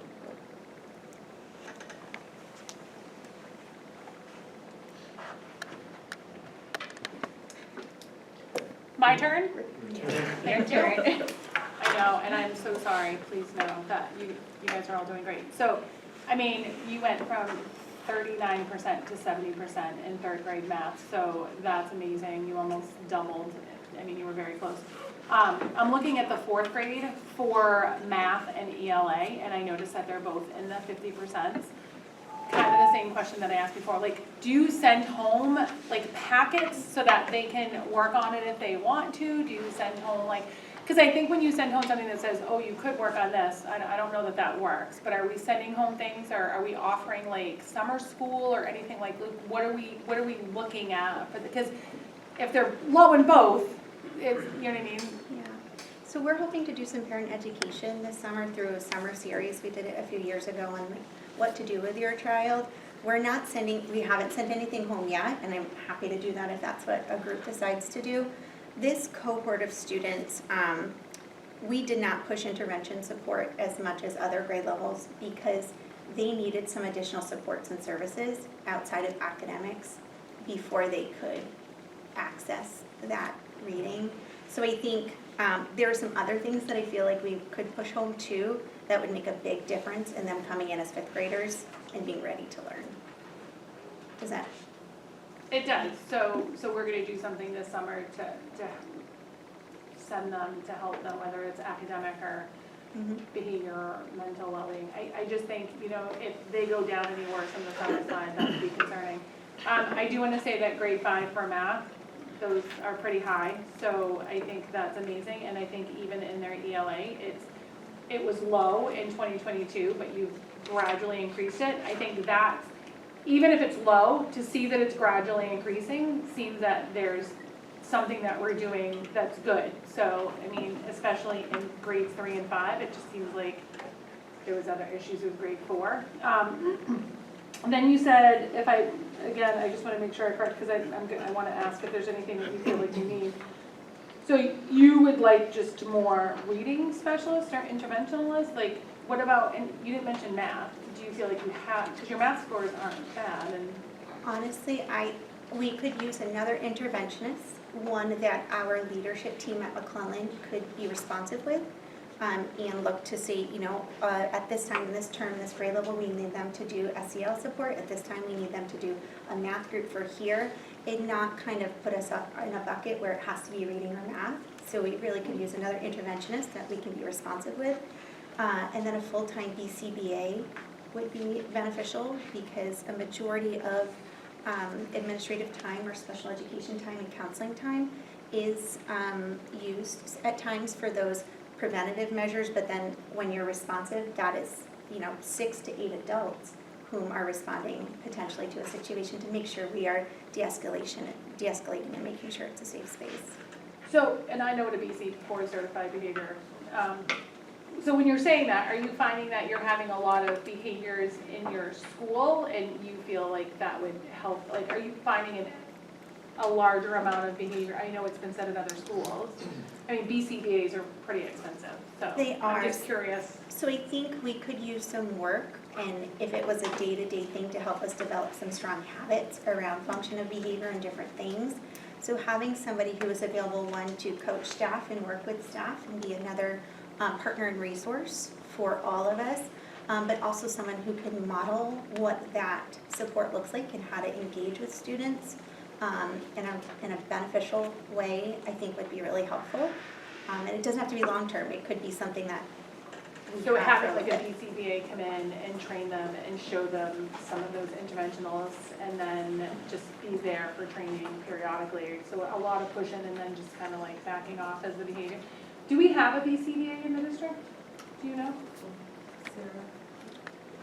We don't have district staff as a BCBA, but we have contracted about 5 total that we work with. Okay, is that something that we can look at? Yeah. Okay, sorry, just wanted to double check, so, thank you. Any other questions, folks? Great, thank you. School Street. Hi, good evening. I'm Suzanne Booten, the principal at School Street School. So this is our DIBELS data, and you can see kindergarten at 62%, which over the year was 48% growth. It was we had about 65% of the students came in and were identified with speech issues, which makes it really hard when you're trying to teach them their sounds. But through a lot of intervention and work, they were able to get up to 62%. First grade did a great job getting the students continuing what the teacher had started last year and continuing to grow. So that, and we do the NEWA as well, and it was pretty much comparable to DIBELS, a little bit lower, but comparable for first grade. So for math, you can see like a third grade, and you'll see it also in ELA. There's a decrease, exactly the same, 92% to 71%, both in math and ELA. Again, like Erin had said, in a small school, you can, if you lose one student that's high, it's going to really impact your scores. And for both last year and this year in our third grade, we brought in students that were lower, so it really brought the scores down. And we also lost a couple of students in second grade, that between second and third, that were higher. So it just impacts your scores when you're a smaller school. So then going into, we only had our math interventionist part-time. We share her with William Allen.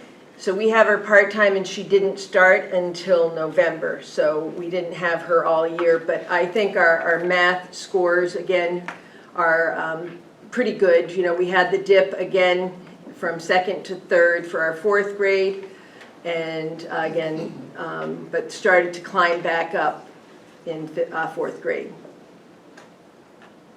So our ELA, you can see the numbers again, third grade, our second grade, 78% was good.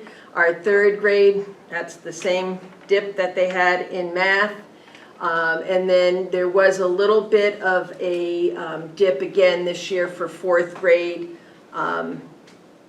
And I think, when I look at it, I think part of it is that in third grade, from second to third grade, CKLA changes. So kindergarten first and second is skills and knowledge, and really pretty much half and half of both. And then when you get to third grade, instead of teaching to teaching to read, in third grade now they're reading to they're reading. So reading to learn.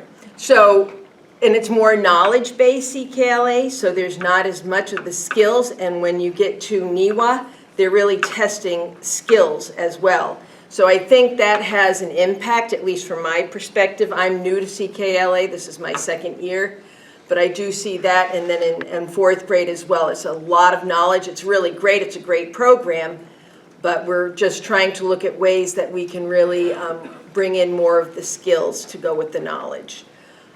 So some of the things that we're looking at doing, we are, because we're Title I, we are doing a summer school program. So 19 of our students, 4 of the current kindergarten class, will participate in that 4-week program. It's 3 days a week, 3 half days a week. So we're going to be doing math and ELA as well as STEM for those days. We are doing the summer reading program as well, and again, all our students were given books to read over the summer. We're hoping that we're really encouraging them to participate in that summer reading program. We already, because we had those 3 days, we've already set our schedule for our interventionists for next year, so we're going to be able to start day 1 with getting things going and not having to wait. We know our groups already. You know, we're going to have some changes probably with new students coming in, students leaving, but at least we basically know our group so we can start interventions. We are lucky that because of Title I funding, we are able to do after-school tutoring, and I have several teachers as well as paras that do that tutoring. We're going to continue our focus on SEL, which we think, again, like we've all said, if we get the kids wanting to be there and happy when they're there, they're going to have a better attendance rate. So we did see an increase this year, although we still have our frequent truant students, but even the ones that we had identified had a better rate this year of attendance. So we were happy with that. We are going to increase our data meetings with our interventionist. We'll meet K1 and then 2 through 4.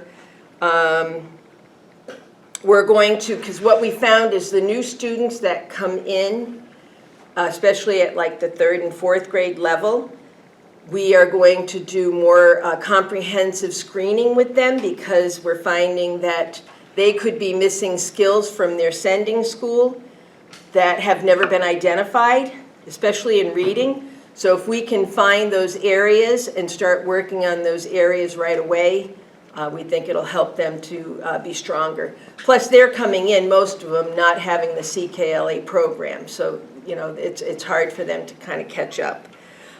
We have a great PTA. We did some programs this year with them. One of them was our math game night that the teachers all had math games in their room, simple math games, or reading games. They worked with the interventionists.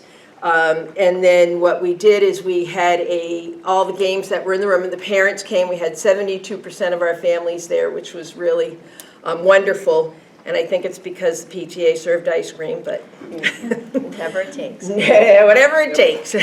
So, and then we put in a bag, we got a bag and put all the directions. We had a folder with all the directions of the different games and all the pieces they needed to do the games, and we sent it home with the kids.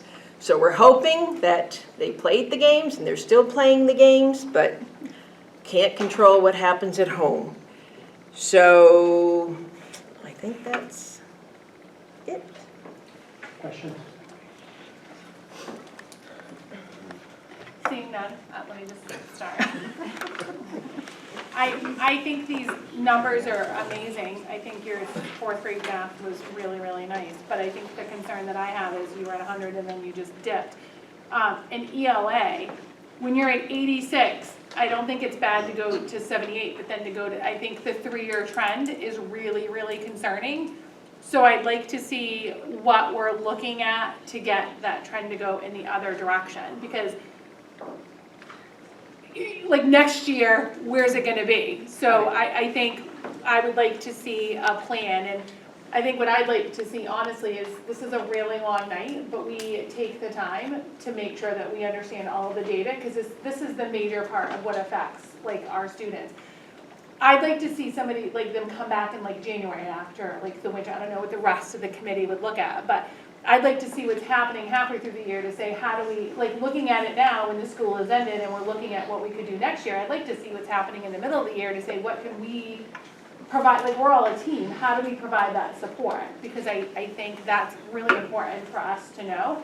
So that's gonna be my suggestion to the chair, is to have you come back in January, but I'd like to see what we're gonna do for that slide. Because if they were at 86 and increasing, or even staying, so there's gonna be something that got them to go lower, even if they were staying in that normal area, but there's gonna be a reason that their scores are going low, and it's a 3-year, like it's gone down 2 years. So I'd like to see and look at, I don't know if that would be you, Heidi. My other question is, there's no 5th, where are they going? Do we know what school? Chamberlain. So Chamberlain, so you had a huge, you know what I mean, you had a huge influx of students from another school. Then you look at your 5th grade data and it's coming from another school, so that change is probably really difficult for them. I think that's something that should have been, you know, I forgot about that, so that's something that also should have been considered. But I think I'd like to see what we're gonna do for that 5th grade now, because they're gonna be going to Chamberlain. I think that's a concern, and I think when we're looking at that next year, maybe kind of spotlight that with those kids.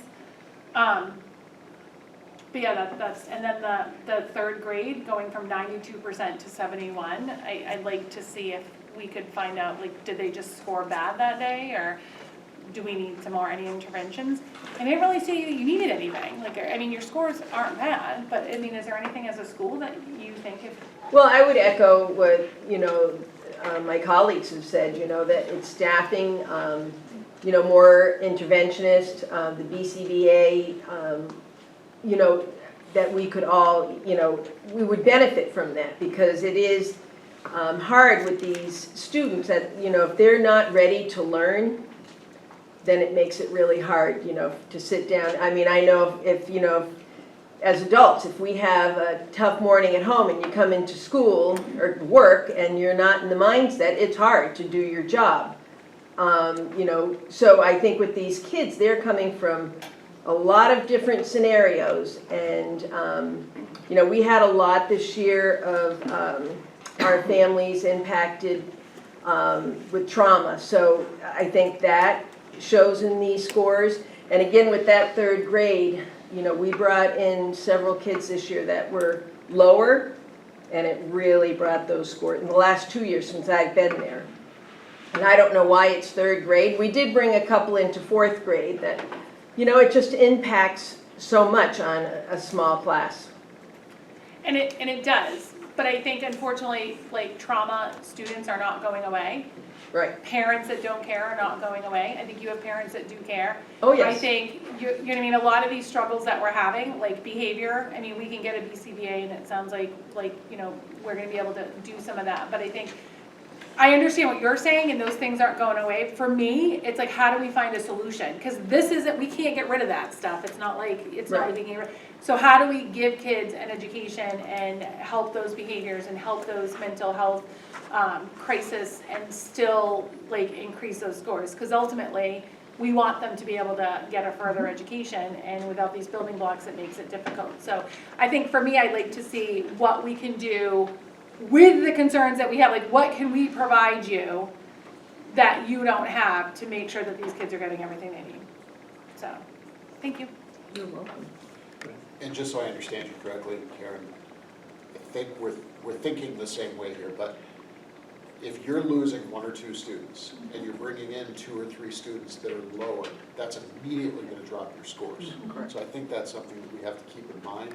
That is, in a lot of ways, out of control, out of their control. Correct. So it's how do we help those kids that are lower get to where they need to be but that's not necessarily gonna be reflected in that 1 year, because that's gonna be building on those blocks to help them get to where they need to be, which is gonna take a several-year process to get them back to where they need to be as well.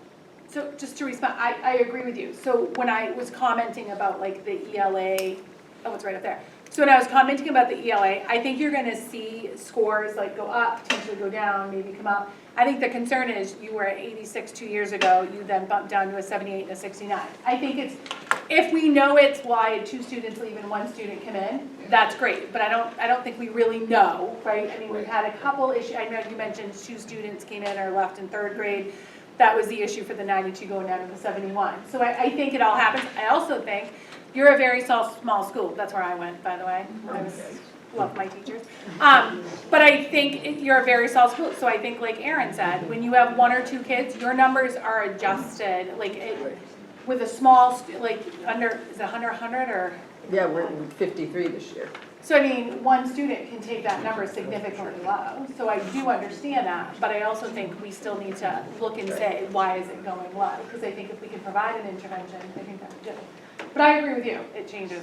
Well, and I think, doing the more intensive screening when students come in at 3rd and 4th grade especially, and can identify gaps, I think we can help them more.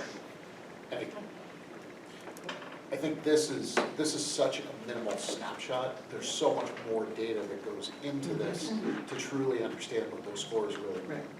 So, Yeah. Don't even get me going, Yeah, William Allen. Heidi's gonna, He's gonna do- sorry. Here I am chatting inside. So Dustin's not here, so I'm gonna quickly go over these because I didn't get a chance to connect with him about any talking points, but I can take questions and get back to Dustin with any questions you might have. But kindergarten's about 75%. 1st grade, the kindergartners last year were 75, and they dipped to about 68% there, which isn't too bad for 1st grade. Current grade 2 for math, you can see 44%, so that is lower than we would expect. And you can see like the grade 3 has gone up. The grade 4 has stayed about the same in their cohort.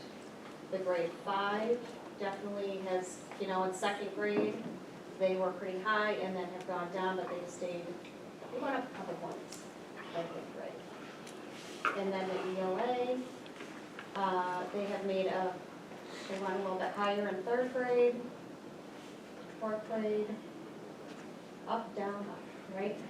So yeah, that's the William Allen data, and they are Title I, yep, working hard, so we have a lot of things in place. So I know that the Title I, they do a lot of parent engagement activities and things like that. And any questions for William Allen? I can try to answer anything I can. Not so much a question, but a comment. It looks like next year RMS is gonna have a hard time in 6th grade. Good luck. I think 1 school had decent grades, or decent scores. But it's, like Eric said, it's 1 snapshot, 1 day, 1 test. So, start with Ms. Harrington, just kind of go. Thank you. William Allen, they struggle with attendance too. Yes. Absolutely. It's interesting to look at, and I think Ms. Stokes, you said earlier that seeing more data that showed the movement over the course of the year and following that cohort from the beginning to end. I love seeing that type of stuff and filtering things out. And I do wonder, the way that you can report this data out in so many different ways, and there's so much data to work with that, you have a lot of choices that you want to make to tell the story that you're trying to tell or try to give us what we need. But I do wonder, at the middle school, you're talking about 1 school, the entire district, for those grade bands at 1 school, high school, the same thing, I know, with the exception of Bud Carlson. But each of these elementary schools is its own little animal that has its own unique challenges and problems that it's really hard to compare each of them. So it's worth seeing this data, I think, the whole cohort across the district. And I do wonder if there's an opportunity for administrators to look and say, okay, now, if we're looking at this big picture data across the district, the elementary level, now let's start filtering out and seeing, okay, what type of kid is succeeding? What type of kid is struggling? What are we doing? Why are those types of kids succeeding across the board? Why are those types of kids struggling? And can we implement solutions across the board? Because again, I think, and it does sound like you're working together, but trying to solve the problem at School Street, that's a hard thing to do when that problem might exist in every other elementary school too. It just might be less kids or more kids depending on the demographics of the neighborhood or just the makeup of the students. So, I do wonder about the value of looking at it big picture and then filtering out across all of the elementary schools so that you can develop strategies to see what's working well, try to implement it in other schools, see where the struggles are, and try to address them at all the schools. Mr. Downs? I just want to go back to the 5th grade, the numbers in 2021 and then how far they dipped. It just shows how COVID really hit our 5th grade class. And it's just concerning for us next year with that 5th grade as a whole cohort going to the middle school and hopefully, but just looking at it, there's going to be a lot of struggles for that class. And it's just another reminder how much devices really hurt our kids at the elementary level, because once you hit middle school, it becomes more of a norm, and then high school is more of a norm, but it's a big concern of mine, I guess, going for our 5th grade class going into the middle school. I think if I could add on that, I don't think it's necessarily just devices. I think there was also the isolation, there was also a lot of other factors. Yeah. Hands-on. I agree. Yeah. It's just all that, the whole remote kind of thing just really took a really toll on that class as a whole. Mr. Camille? Mr. Bellows just kind of hit the nail on the head as far as my thoughts, as far as when we talk about actually a year or whatever. It's great to hear the bits and pieces of the school, but I guess holistically looking at it, exactly what we're talking about, when they go from 5th to 6th, they're one, right? So, Nick said it quite well, is from a district-wide, how, instead of trying to solve necessarily a school individual problem, I guess, because eventually they all become one, and it's the year following the lower scores that we're seeing, which we can attribute partly to COVID, and it's a big part, I'm sure, but, it's,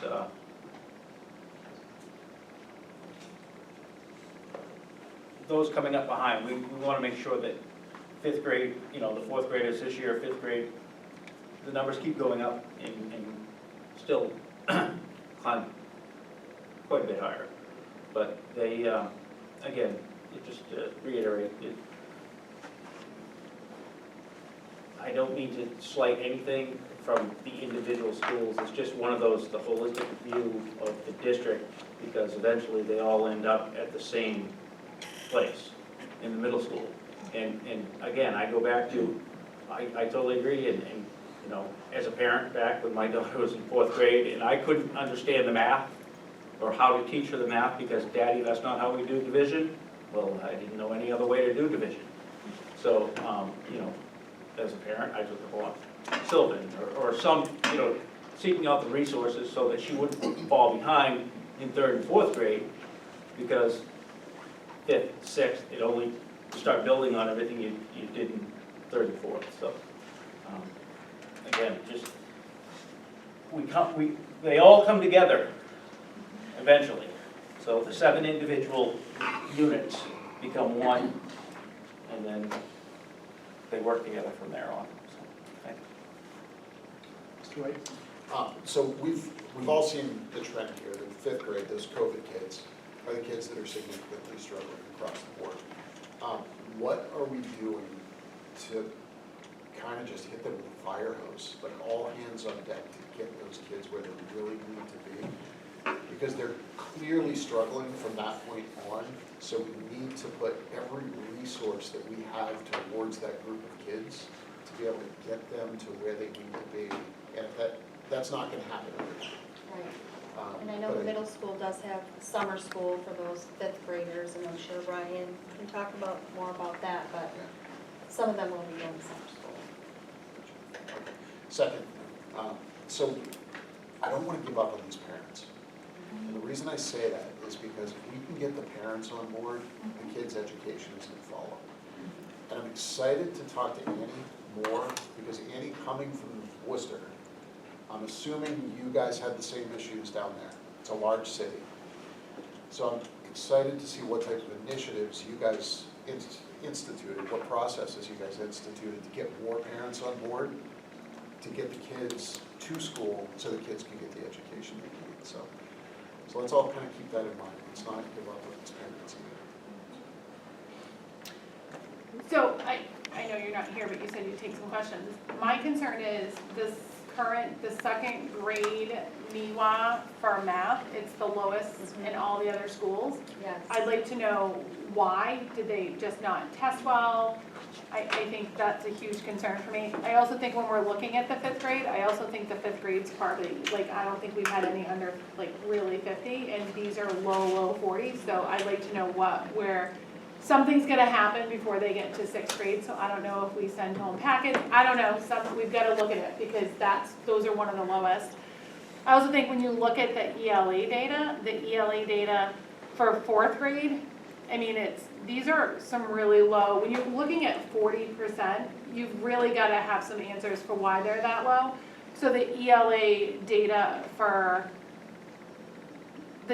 ELA for even fourth grade and fifth grade, I mean, when you look at the highest is the low 50s, that's a concern. I mean, I know it went from 47 to 54, but I mean, those numbers are really concerning. So I think if he was here to give us some answers as to why, so maybe if he could come back and report on it, because I don't know.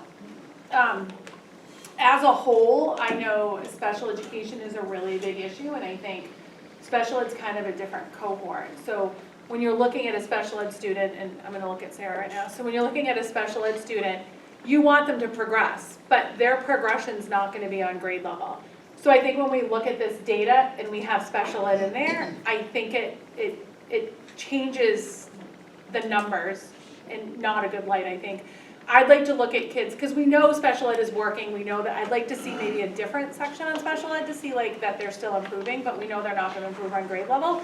And then, because a lot of conversations were about special ed, and then, so maybe separating the two, because when we're looking at 74% at School Street, and you have 25% of those kids with a disability, I wanna see that they're still progressing, but I think they're just two different. Right.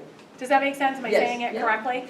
So I think if we could potentially look at that in separation and see the progression on both levels, I think our numbers would look a little different as well. Because I think special ed, we know they're not gonna be on grade level, but we know they're progressing. Does that make sense, Sarah? Yeah, and I'm wondering, I know, I heard a few people say it today too about the growth targets for the individual students, and that could be something where we could see that too about, and I'm looking at Andrew, to remember her saying at the beginning, was it 85% of your students hit their growth targets? So that's where it's projected through the DEWA for them to go on off of their own growth and like their own ability side of it. But that might be a good place for us to be able to report and see that. And then, can I ask a follow-up? So if you have a student that's special ed that doesn't do the NEWA testing, does that negatively affect the numbers on this? No, not anymore. Okay, so do special ed kids take NEWA testing? Yes. So they do, okay. Oh, yes. So I think that's a little bit of the concern, like we know they're just not at grade level. So why are we putting them in this report when it should potentially be separated? Because they're all our students, and because we want to give a picture of the students in our district who we serve, and whether they're receiving special education supports or not, we own them. It's our responsibility to educate them, and we want to give our community a very clear picture of the kids that we serve. Correct. And so there might be other ways to separate out data, and there are all kinds of ways we can separate that out. I think you'll find that moving forward, you're gonna see data in many different ways and not just at the June instruction meeting. We're really committed to giving you more data. I know this is a really strong emphasis for our incoming superintendent, and we're excited to show you data in different ways, but ultimately, every single one of these kids is our kids, and we want you to see, and we want the community to see the full picture of who we serve. So that's why we presented the way we do tonight. Right, but just to answer that question, I understand that every student is ours, but I think when you're looking at students that you know are not gonna make grade level, to put them in this cohort isn't fair, because we're not really looking at anything special ed related, because we know they're not making their benchmark. So when you say all of our students are there, we should have a separate section to look at, no, hold on, I'm not done though, but we need a different cohort to say, these are our special ed students and these are where they were, and this is their progression. They're not gonna progress in the NEWA. They're not going to. The largest percent are not gonna do well, because if you're testing a 5th grade student on a 5th grade NEWA that has a cognitive level of lower than that grade level, they're not making the level. It's the way it is. And this might be a conversation for a different time, but we believe every kid can learn, every single kid. I've never said, wait, hold on, I didn't say no kid could learn. I have a special ed student. They learn differently and they progress differently. So every student can learn. I just feel like we're not looking at any special ed to see their progression, because we're putting them on a level of a typical student, and they're just not at that level. I'm sorry, did you? Well, a few different parts. One thing I was thinking about too is I think that when we're talking about a student that's identified with special ed, we're talking about lots of different students. There's lots of different ways that we could be identifying a student, and they could have a specific learning disability in math, but when we're looking at like ELA scores, they may be one of our strongest students on there. So I think going back to what I mentioned before, looking at their growth may be something for us to really like hone in on, because that's going to be talking about all of our students. So our high achievers, the ones that we're thinking and that are doing really well on the NEWA, then we're hoping are going to make a really big jump. And then also our students that have disabilities in those areas that may make a smaller but really good progressive goal for them and jump for them. So I think that may be helpful for us to look at. Yes. Great. Are any other questions? We'll move on to the middle school. Thank you, everybody. Thank you, thank you. Thank you for your work that you're doing. Great job. We're talking about This is where you need your 4-hour camera. This is because math campus wasn't back. Sorry? You have it? Oh, my trunk, Yeah. I didn't think I needed it. We may need to.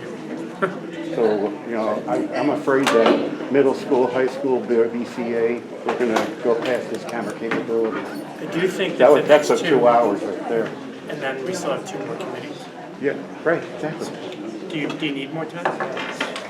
On the camera, yes. Okay. But we're gonna run Do out. you want me to pause?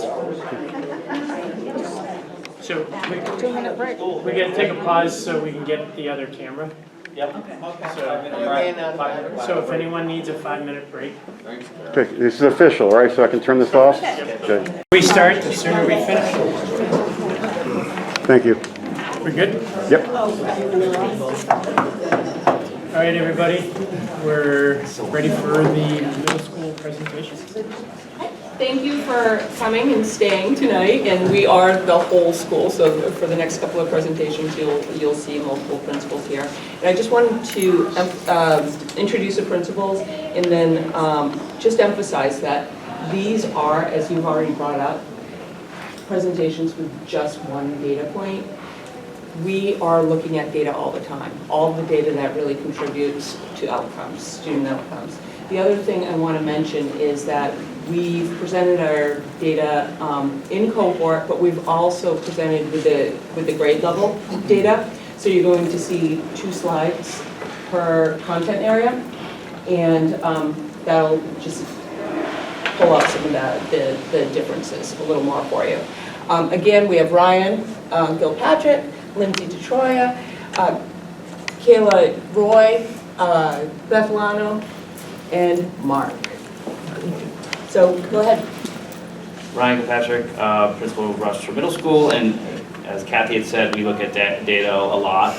We're looking at IWS NYC when in tag meetings, teacher admin guidance meetings weekly. We have curriculum advisors, and we're meeting with them regularly, and then they're meeting in their PLC, professional learning communities, 2 times a week, and they're talking about IWS and NYC in that aspect. We also have to do the NHSAS, and so we've been doing a lot of modulars connected to those this year in English and math. And the next steps would be looking at math growth connected to NEWA in those PLC times as we move forward. Summer school came up, so we have about 120 kids between 5th grade and 8th grade that are going to be able to attend or being offered summer school, so 20 spots for incoming 6th graders. We have 70 for 6th through 8th graders, and then we're fortunate enough to send 30 of our 8th graders to the Jumpstart program at the high school with Mr. Bushway, and I'm sure he may add to that later. So a total of about 120 that we're able to offer that this summer. Also, we have a reading challenge that Mrs. Sturtman has on our website. I'm also going to be messaging that out to families just as a reminder where they can find it. This first slide is specific to the grade level over the last 4 springs.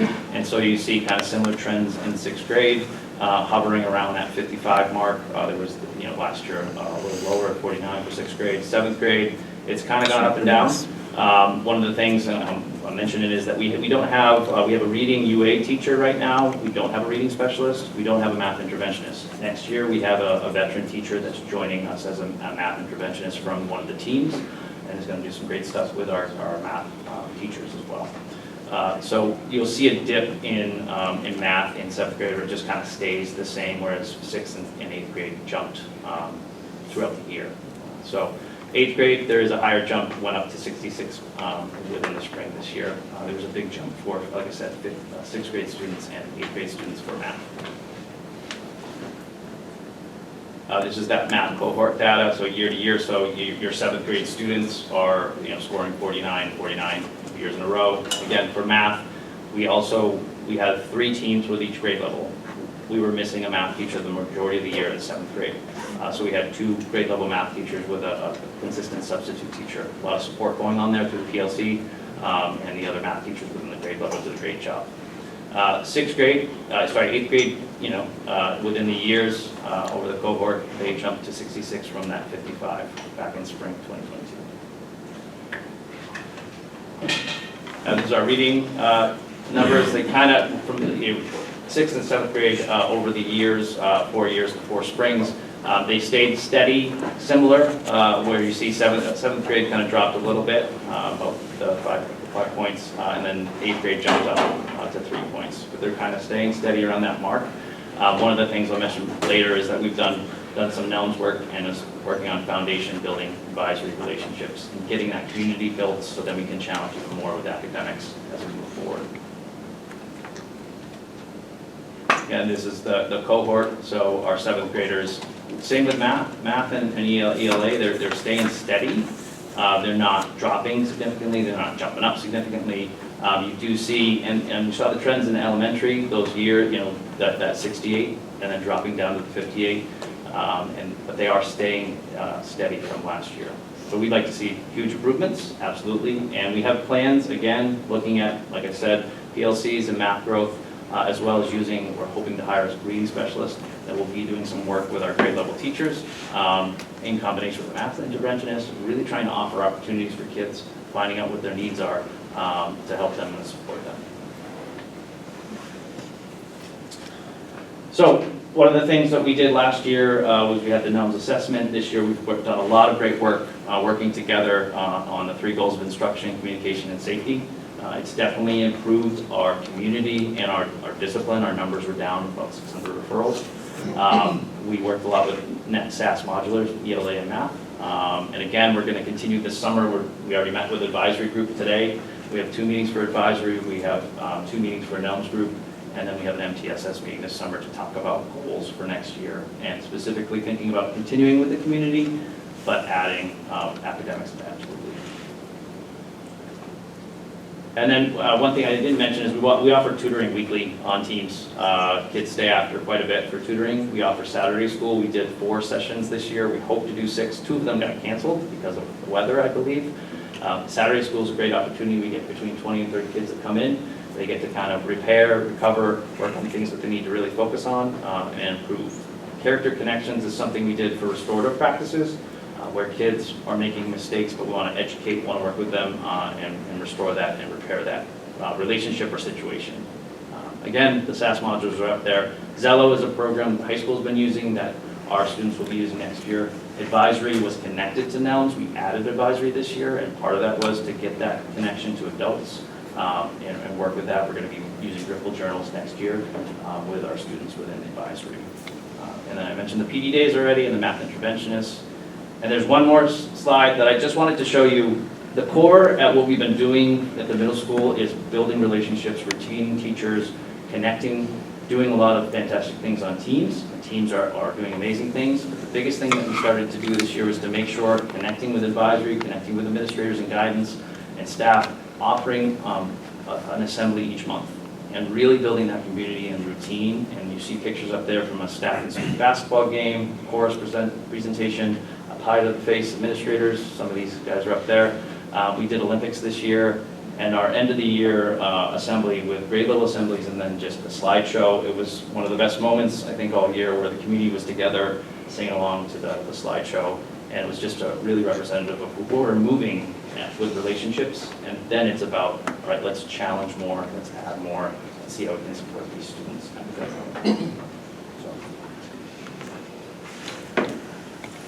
Questions? Can you explain where it says NEWA math above 41st? What's the above 41st? Yeah, so when we talk about grade level, we really look at, out of the 5 levels of NEWA, we have 3 that start with average, and then above average, and then advanced, that we include in these numbers. So these are the same numbers that elementary provided you. It's just, that's how they're defined. So these are split into the 3 different groups above, that are grade level and above. So I still don't understand. What about the grade level? What about below grade level? So that would be anything below, like you look at 57%, anything below 57% is below grade level. I don't think we use 6. So it's 43% would be below grade level? 43% of students in the spring of 21 for 6th grade were below, okay. Yeah. Okay. And then, so when you're looking at, so let's look at 6th grade for math, where it says above 41%, and then you look at cohort for NEWA math on the next slide, it says 6th grade 55%. Why is there a 6% difference? I'm sorry, which one? So if you look at the NEWA math scores for, it says NEWA math above 41, above 41st, it's at 6th grade, it's for spring of, oh, it's because it's a different year, but you put it in different colors? Yeah. Okay. Yeah. Cohort. Okay. So, and so the 6th grade data, I just want to make sure I understand. So the 6th grade data that we're looking at right here, the 23, 22, and 21 are all from elementary, correct? That 6th grade year from spring 2021, 2022, so you're talking 6th, 7th, 8th, 9th if you go backwards. So your 57 is your freshman year. These are all the 4 of those are 6th grade. Right, so you're seeing trends that happen in 6th grade on this slide, and you're seeing trends that happened in 7th grade, and you're seeing trends that happen in 8th grade. Okay. So this one right here, the 7th, the red is their 6th grade year. So knowing that next year, we know the numbers are really low, can we add that data to 6th grade to see what their grades were from, just because I know that we know that that's the COVID, and I think where we know it's gonna, so like 55% isn't a great number to begin with, but I think because we know a lot of kids are coming up from elementary that are really low, I think it would be good for us to see the cohort from when, at least 5th grade, if not. There's a slide that's not up Before. here that we had, and it showed the progression of 6th grade from fall to June and summer, and they were at 39 6th graders, and they got up to 55. Yeah, so I think what I'd like to see is when we're looking at the cohorts, like, so elementary was like, okay, first, second, third, fourth, and fifth. I think just because you're middle school, I'd still like to see what maybe their 5th, 4th, and 3rd were, just because you're still looking at the same kids, and I think it'd be good to see that gradual to see if they're fluctuating up or down. And I think what Mr. Bellows had said, where now we're looking at all the kids instead of looking at 7 different schools, I think it'll be interesting to see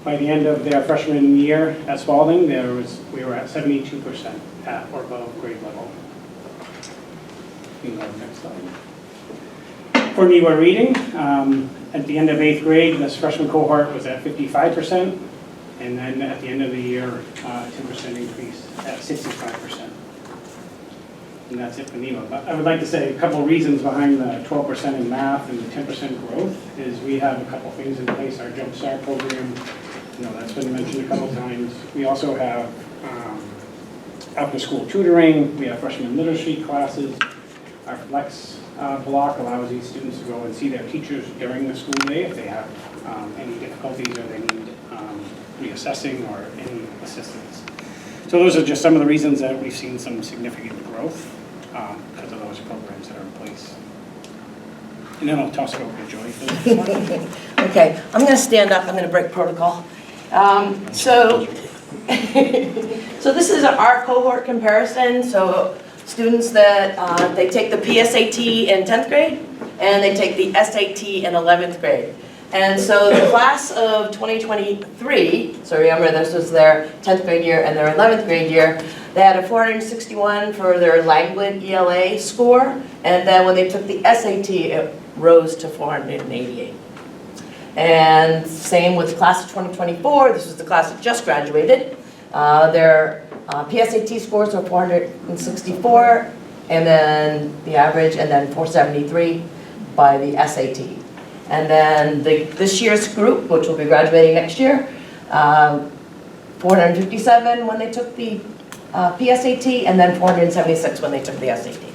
So we've definitely had growth through all the years when it's come to PSAT and SAT in language arts. And in math, we've also had growth. This just hasn't been as significant, but there is, again, it's a cohort comparison. So you can see that the PSAT to SAT, there has been growth. Again, it's been a little smaller increments, but we have some things that Justin will talk about that are going to be what we're going to do to help improve both sides of this ELA and math. Okay, you can go to the next one.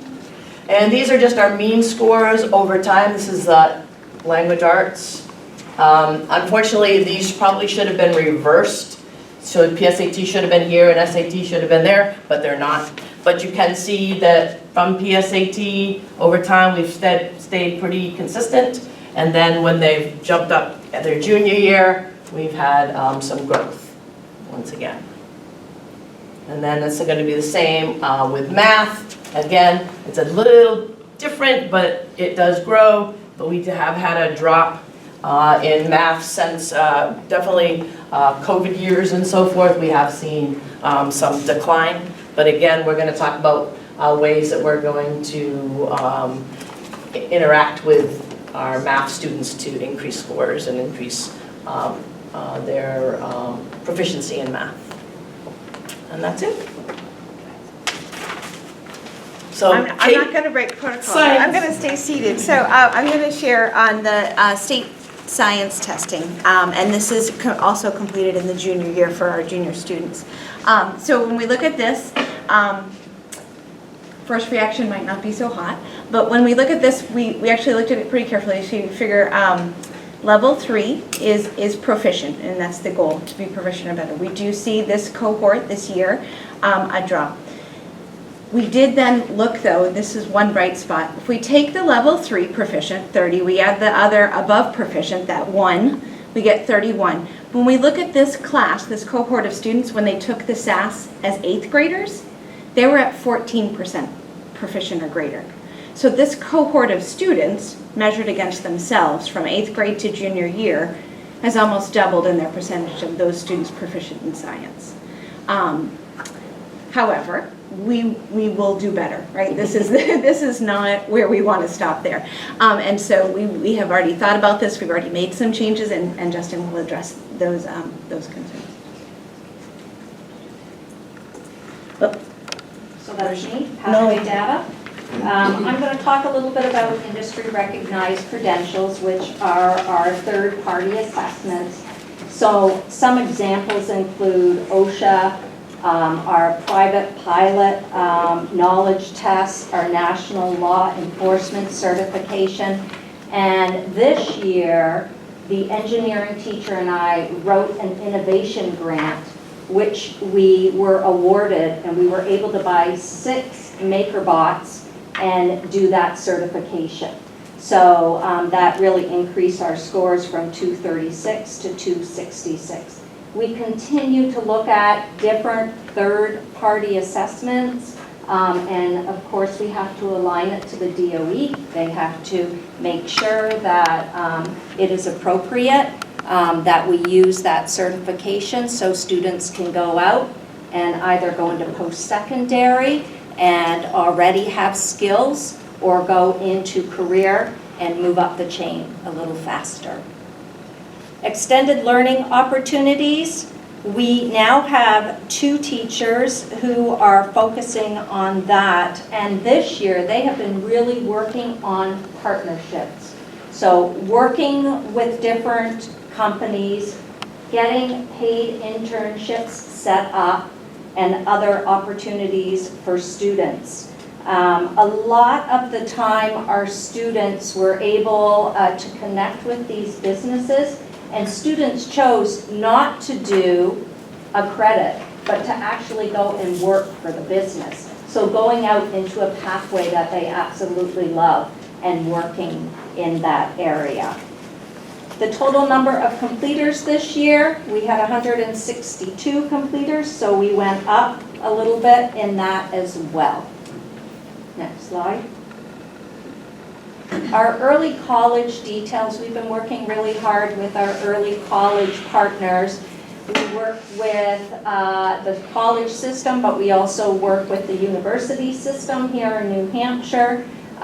This year, we offered 35 classes at the high school, and we had a total of 491 students who participated in this opportunity. Most of these students are able to receive college credit for free because we have, under the STEM grant for the state of New Hampshire and the college system, we are able to have them take up to 2 classes a year. So that's great news. Let's see. What we're doing this year as well and next year is, for our PD day that we had at the end of the year, we were able to have Great Bay come in and talk to all the faculty. We're really heavy for college credit on the tech side. We're not as heavy on the Spalding side. So we had Stephanie come in from Great Bay and talk a little bit about the benefits of college credit. And it's not a heavy lift for teachers. And so we're having more teachers interested on the Spalding side. So we're hoping to see that increase next year as well. So, you know, we always look at the data and make a plan moving forward. So, beginning next year, we want to use advisory to examine scores and create individual goals. Right now, we call them into the auditorium and we hand them a paper.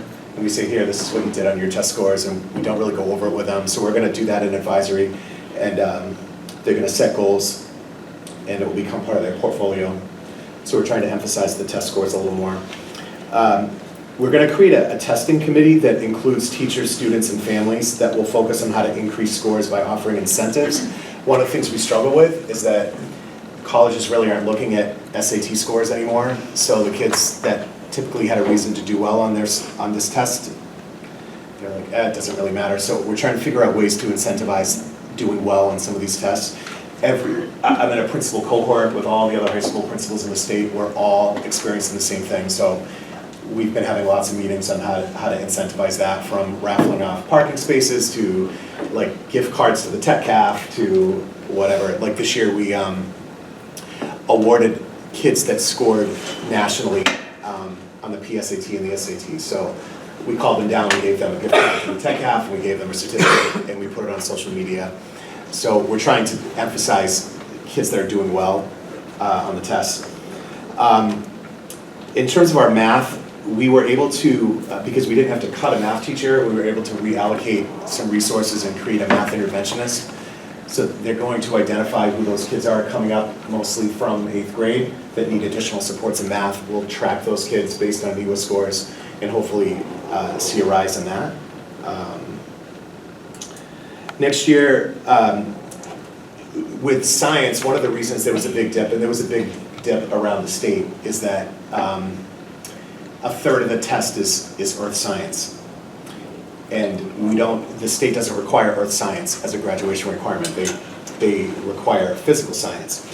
And we're finding that our kids weren't ready to take physical science mathematically freshman year, so we bumped that to sophomore year, unless kids have taken algebra. So the kids that are coming up that have taken algebra, they can take physical science freshman year, but everyone else, we're sort of putting that in our sophomore year, which then frees out the freshman year to take earth science, which is a third of the science test that they took, which is why you saw a dip. So that's another change. Also, not all students take science their junior year when they're testing, so we realized we need to do additional review with them. So either we're going to do a revised schedule with the junior class, even do an auditorium like snapshot of just review of science concepts. We had a really successful tutoring program this year with our NHS students. I asked for a number. They didn't really track the number of NHS students tutoring their peers, mostly freshmen, sophomores, but that was very successful, so we plan on expanding that even more and using our media center to do that and utilize Flex. And there were free modules put on by the state to prepare for the science test, and we're going to actually make that mandatory in all the science classes this year before the students take the test. So those are like probably some of the major changes that we're looking at making for next year. Questions? Not a question, just a statement. I absolutely love what you guys are doing with college credits, because it is making college achievable for a lot of kids that cannot afford it. Keep it up, keep pushing forward with that. Great job. I think I didn't mention either, which I should mention, and I need to thank you, is that if a class isn't under the STEM, the district pays $100 out of the $150. So there's no barrier for students. We also have scholarships. And I work very closely with the college system and the university system to make it happen if it can't happen. I think in addition to that too, it kind of proves to children that they're capable of taking a college class, and that makes college more interesting for them to take. You know, that's a new path for them. I'm honestly surprised that the universities are allowing it, because they are making a ton of money, and by doing that, they're losing a ton of money. Yeah. But we'll keep that under the radar. Mr. Kamara. So, again, going back to the college credits, the Running Start programs and whatnot, they have to opt into that, correct? Yes. What's the requirements as far as juniors, seniors only, sophomores? No, so all we do levels? sophomores, juniors, and seniors. Okay. All of our teachers are aligned with faculty at the college or the university. They come in and they work with the teacher. All of the competencies are the same. The only difference is the platform that they grade on. So there's two platforms. There'll be the Infinite Campus, and then there'll be the platform for the college. Okay, so again, I guess what prompts my question is, so if a sophomore is taking what, and it happened to my family, or my kids, I guess, is my daughter took it as a junior, got the college credits, my son took it as a sophomore, and wasn't eligible, or at the time. Correct, that just changed. So we're making that class eligible, no Correct. matter where they are as far as taking it. Okay. Yes. And it's huge benefit. I mean, the money saved plus the time in college, which equates to money. You know, when you're able to do your bachelor in 3 years because you're going in with credits. Well, I think I put in my graduation speech, we actually have kids that crossed the stage last week, almost that close to an associate's degree, like already. Isn't that nuts? It's awesome. We have in our criminal justice program, they earn like 24 plus credits. And so they go out and they only have one more year left at Great Bay.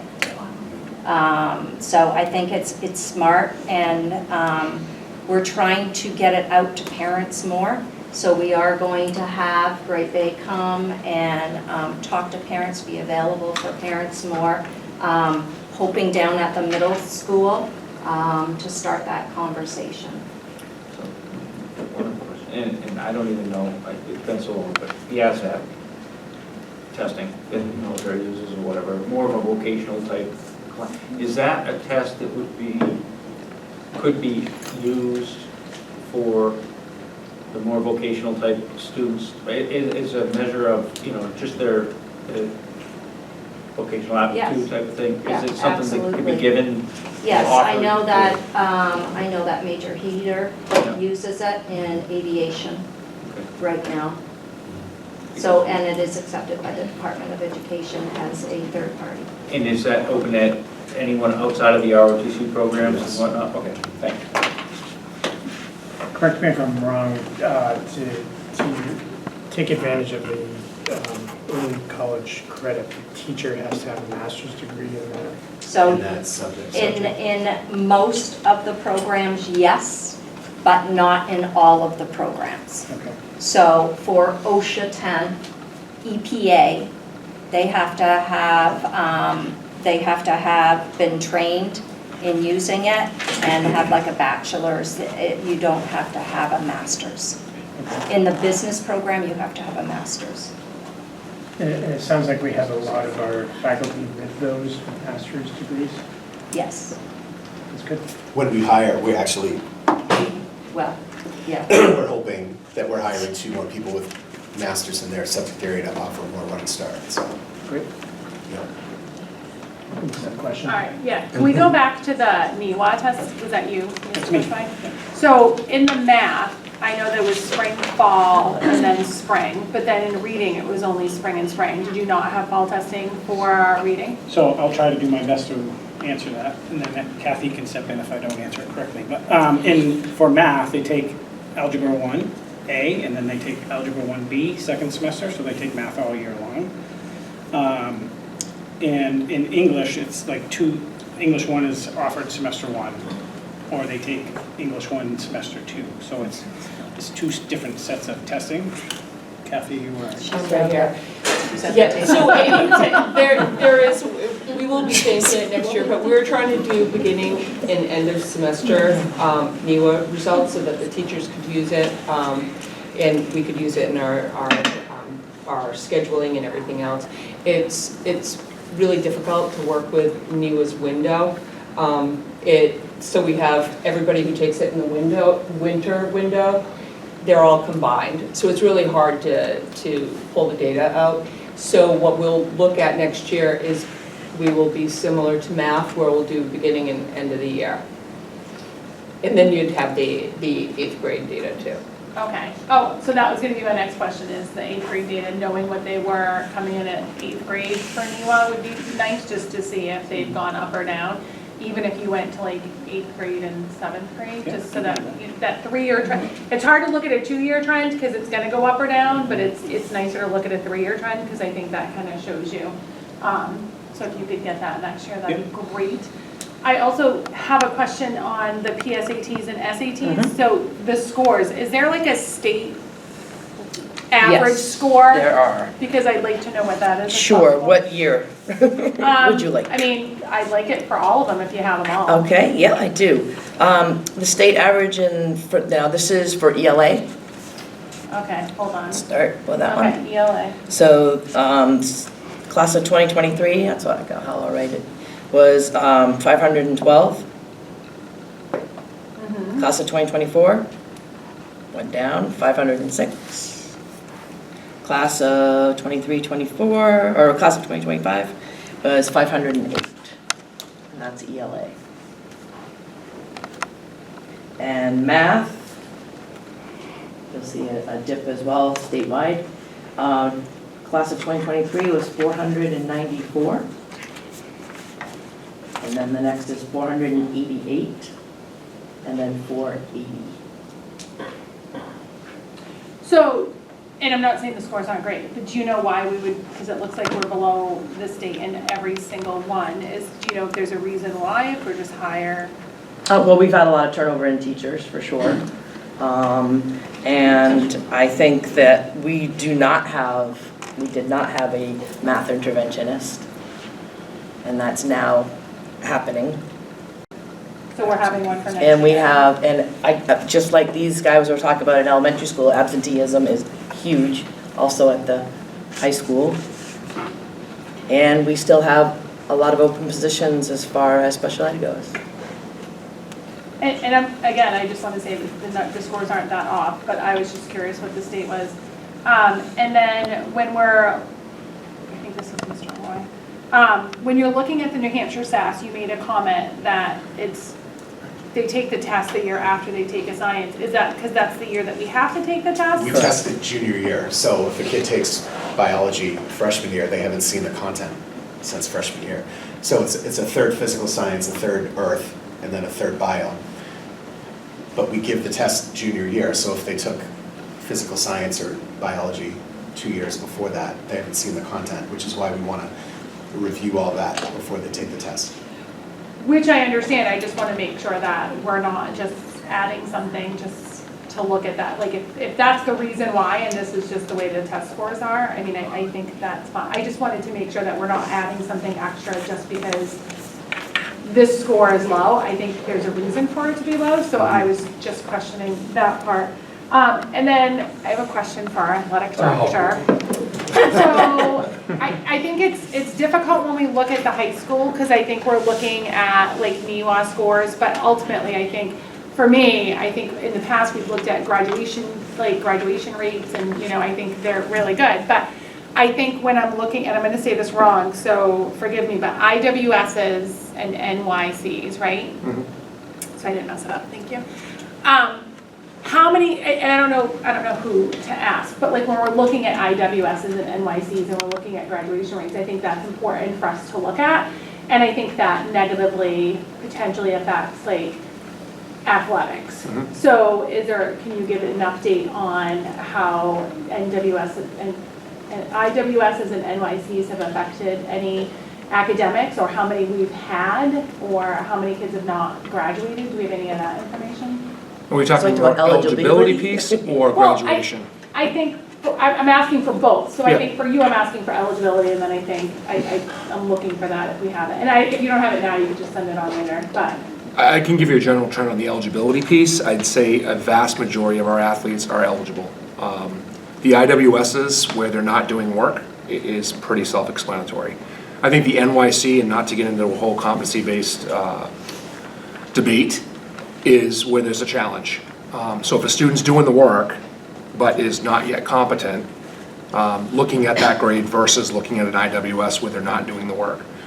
Most of our athletes are motivated by the sports to not have those, and we do allow them to have one on their 4-block schedule, if you will, so it doesn't come up often. Are there kids who are ineligible? Yes.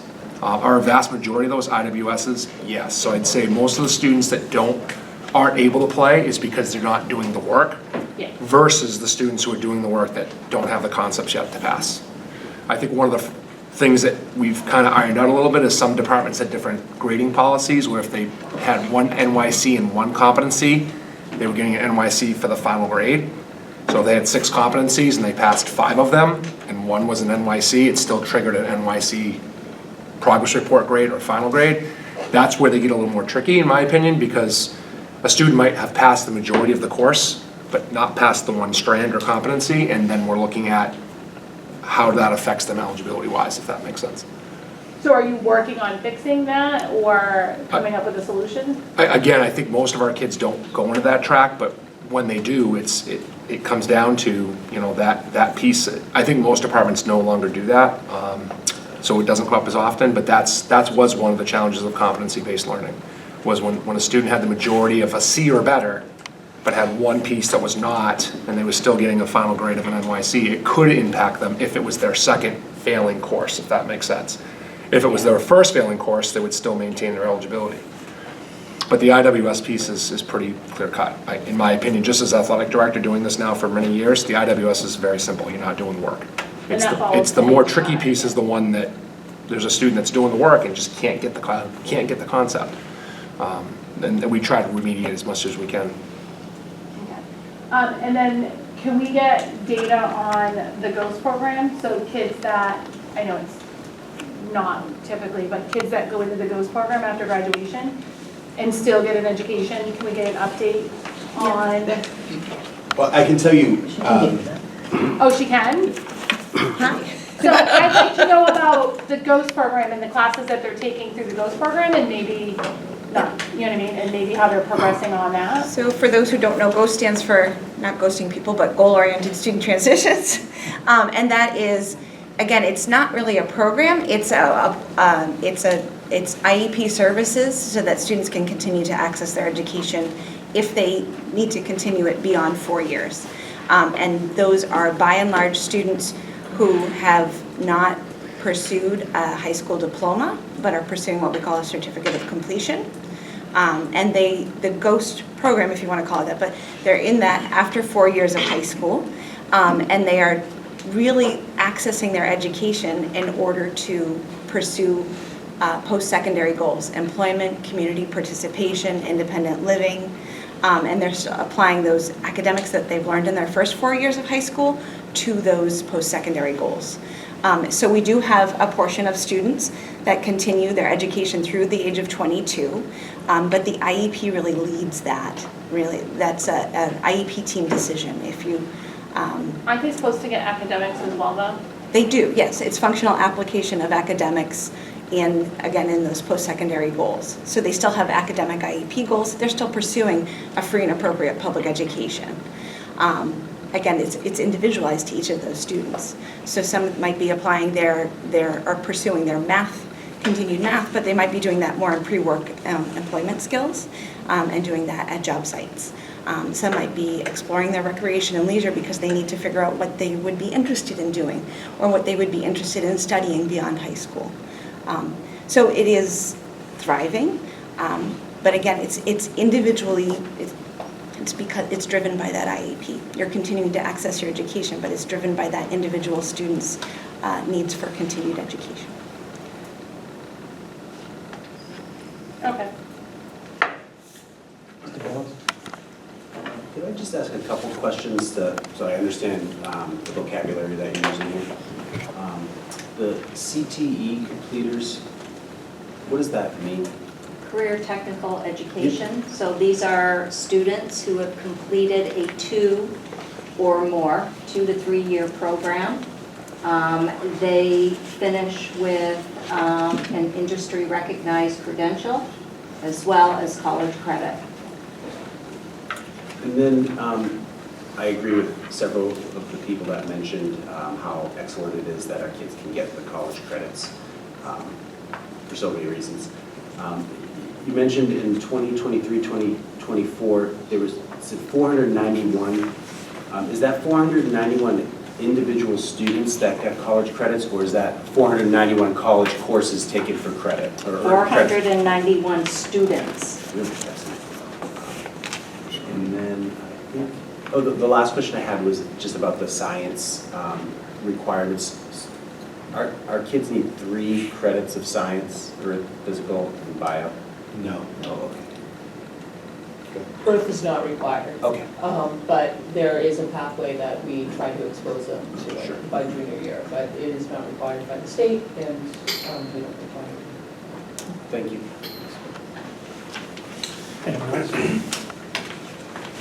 Great.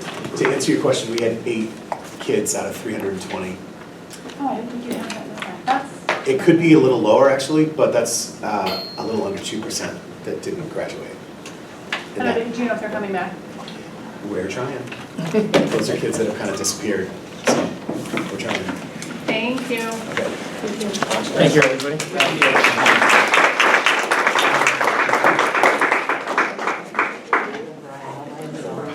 And last but not least. So Willis Fry, good, hanging in there, huh? it all right if I stand? Sure. Good, because I don't think I can sit much longer. Kim, did the fun slides go in or the data? Probably the data. All right, and actually the way that we present, usually for BCA, the way we present the NEWA data, because the cohorts don't always make as much sense at Bud Carlson Academy. Students might be there for 2 trimesters, it might be there for 9 or 10. So one of the questions I was asked earlier, the way that I break it down, if you were just looking at the blue right here, this low average, high, that's like the 5 buckets of 20% each, right? The kids who are at 0 to 20%, 20 to 40%. So when you're seeing a lot of the other NEWA data, what you'd be looking at is these 3 numbers, right? So what I break down instead the students testing in the fall versus students testing in the spring. And what I'm hoping to see is, all right, if this low and low average is higher in the blue, but these red bars are going down, I'm seeing the red bars going up, that's what I'm expecting to see in any given year, and usually I am. That is not the case this year, especially in math. If we move to the reading one, there's a little bit of that same pattern where what I'm hoping to see is actually red bars go down compared to the blue, and red bars go up this way, and not really seeing that as much in the reading either, although that the students in that top 80th percentile, right, 80 and above, in the spring was almost 1 in 5 of the students who tested, which that part's really good. So a bit of a question on why that was happening this year. The next slide I think helps a bit with this. When I look at our data this year and the students that we have, about 50%, 52% actually, are students in June. 50% of those students are students that I had in September. And I counted anyone who started in September, even if they started 1 or 2 weeks in, where about almost 10% are students we gained in trimester 1, so sometime before December. Another 12% or so are students we gained by the end of trimester 2. By the start of trimester 3, as well as within the trimester 3, I think the last student that I gained this year I added like May 20th or so. A third of the students that we gained during this last trimester of school. Right about the time when we're doing the spring NEWAs. One of the things I really need to look at is, and like as Kathy mentioned, the windows are, there's some flexibility within the windows for the testing, but really when it comes to the first job that we're trying to do at Bud Carlson Academy, just really build that connection with students, give them a sense of belonging. When it comes to NEWA testing, SAT testing, especially for those alternative learners, having some connection with us is what gets them to buy into even trying the test. There's no real carrot. They're not comparing their scores to their friends. It really is them believing me, saying, hey, I'm going to have to get in front of the school board who decides whether or not Bud Carlson Academy is worth having. If those numbers are not going the right direction, that's not good. So that's probably part of the data. So if we go to the next slide, I think it shows it a little bit better. So if you're looking at the NEWA data for the fall, 42% were high or average. In the spring, that's down to 28. English looks a lot better, 70, but still going down to 60. When I tease out for math, students that we've had for 3 or more trimesters, that math number is 54%, which are higher average. If you look at 2 or more trimesters, that number is 33%. For the students we only had for that 1 trimester who tested in the spring, none of them scored average or higher. And again, that doesn't necessarily mean they may have, back in 8th grade, they may have another time, but none of them of that, and that was a third of the school. For English, we see more or less the same pattern, where for students who we've had for 3 or more trimesters, 73% of them are at that 41 and higher, right? That average or higher. 2 trimesters, that's 57, and if we had them for only 1 trimester, just 17% were scoring average or higher. The trimester piece is a little new for us. This is the 2nd year doing it. We've had a lot of luck as far as students gaining competencies. It's easier to kind of break down classes. You know, when it comes to math and reading, this year, the reading focus was, well, I was English teacher for the first trimester, but a lot of the reading focus was, English focus was reading-based to begin with. And we also had a grant with the American Library Association where we had a book club class that helped. We supported the English department, probably our English department, which all of our departments are really one teacher. They're really all of us when it comes down to it. With a lot of different reading this year that I think really helped to show some of this. When it comes to math, we're always sort of caught in between what this student really needs, right? Because there's a couple of different ways to look at math. Are you looking at doing college? Because we need to make sure that we have your AccuPlacer scores, right? You're having that algebra, having geometry, having that more traditional math in space. If that isn't where you're heading, well, then you kind of need that utility belt math, right? We need to make sure there's financial math. We need to make sure there's data math. We need to make sure there's some computer-based math. And figuring out who those kids are can take us a little bit of time before we can move them into where we feel they should be. But that's part of what we're trying with what we're doing. Is there any more slides? That's it. There's pictures of Acadia. Someone cut them out. SATs, as that's offered for Carlson students? Yeah, so we go over actually to the high school to take the SATs, and it's a small number of students. Really, I'm required for to have every junior take them. Some of the juniors are really in the high set path at that time. It's really hard to get them over there. And I can bring the didn't bring the SAT data today, but I think we had 8 or 9 take it. We have a lot of students opt out from the SAT, and I think it really just is difficult for them to see the value in it. Some of those learners are not test anxiety, they're just when they don't see the value to it.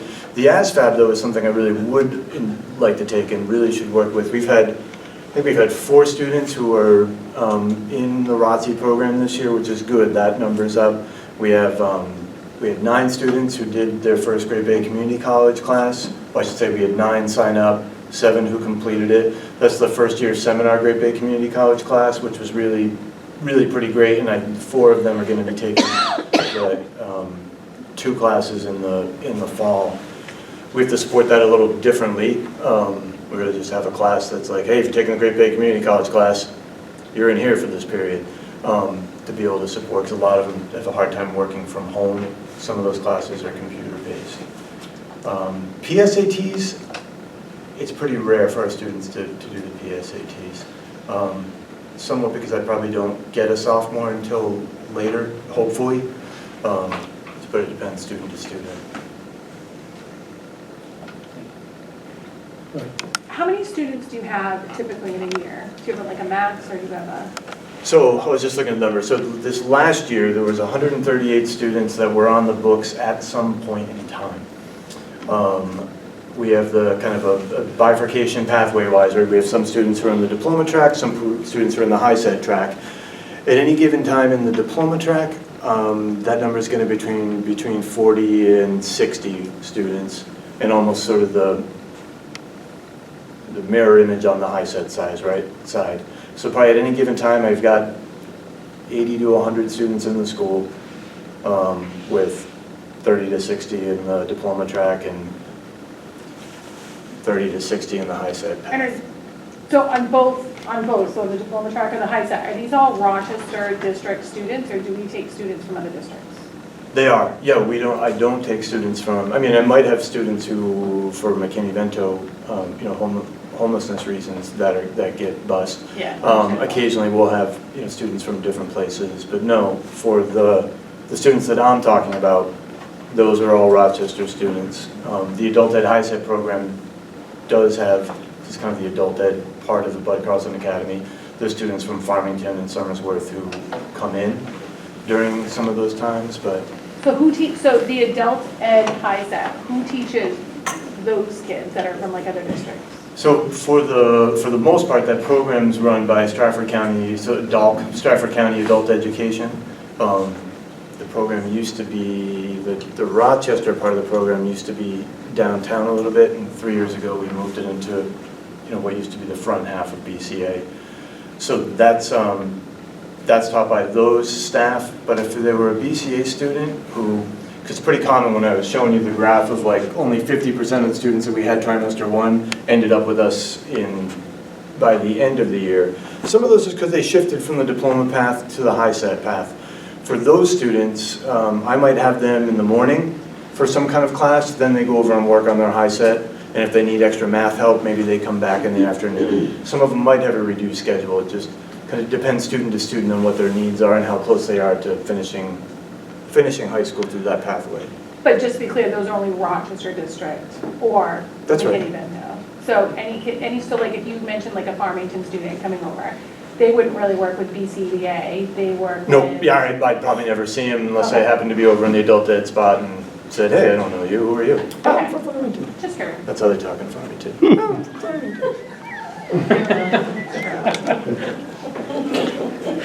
Just real quick, you said there were Rochester students, but they could be Wakefield students too? That's right, yeah, Okay. sorry, I should. Just want to make sure that. That's right, yeah, we have a pretty good percentage of Wakefield students.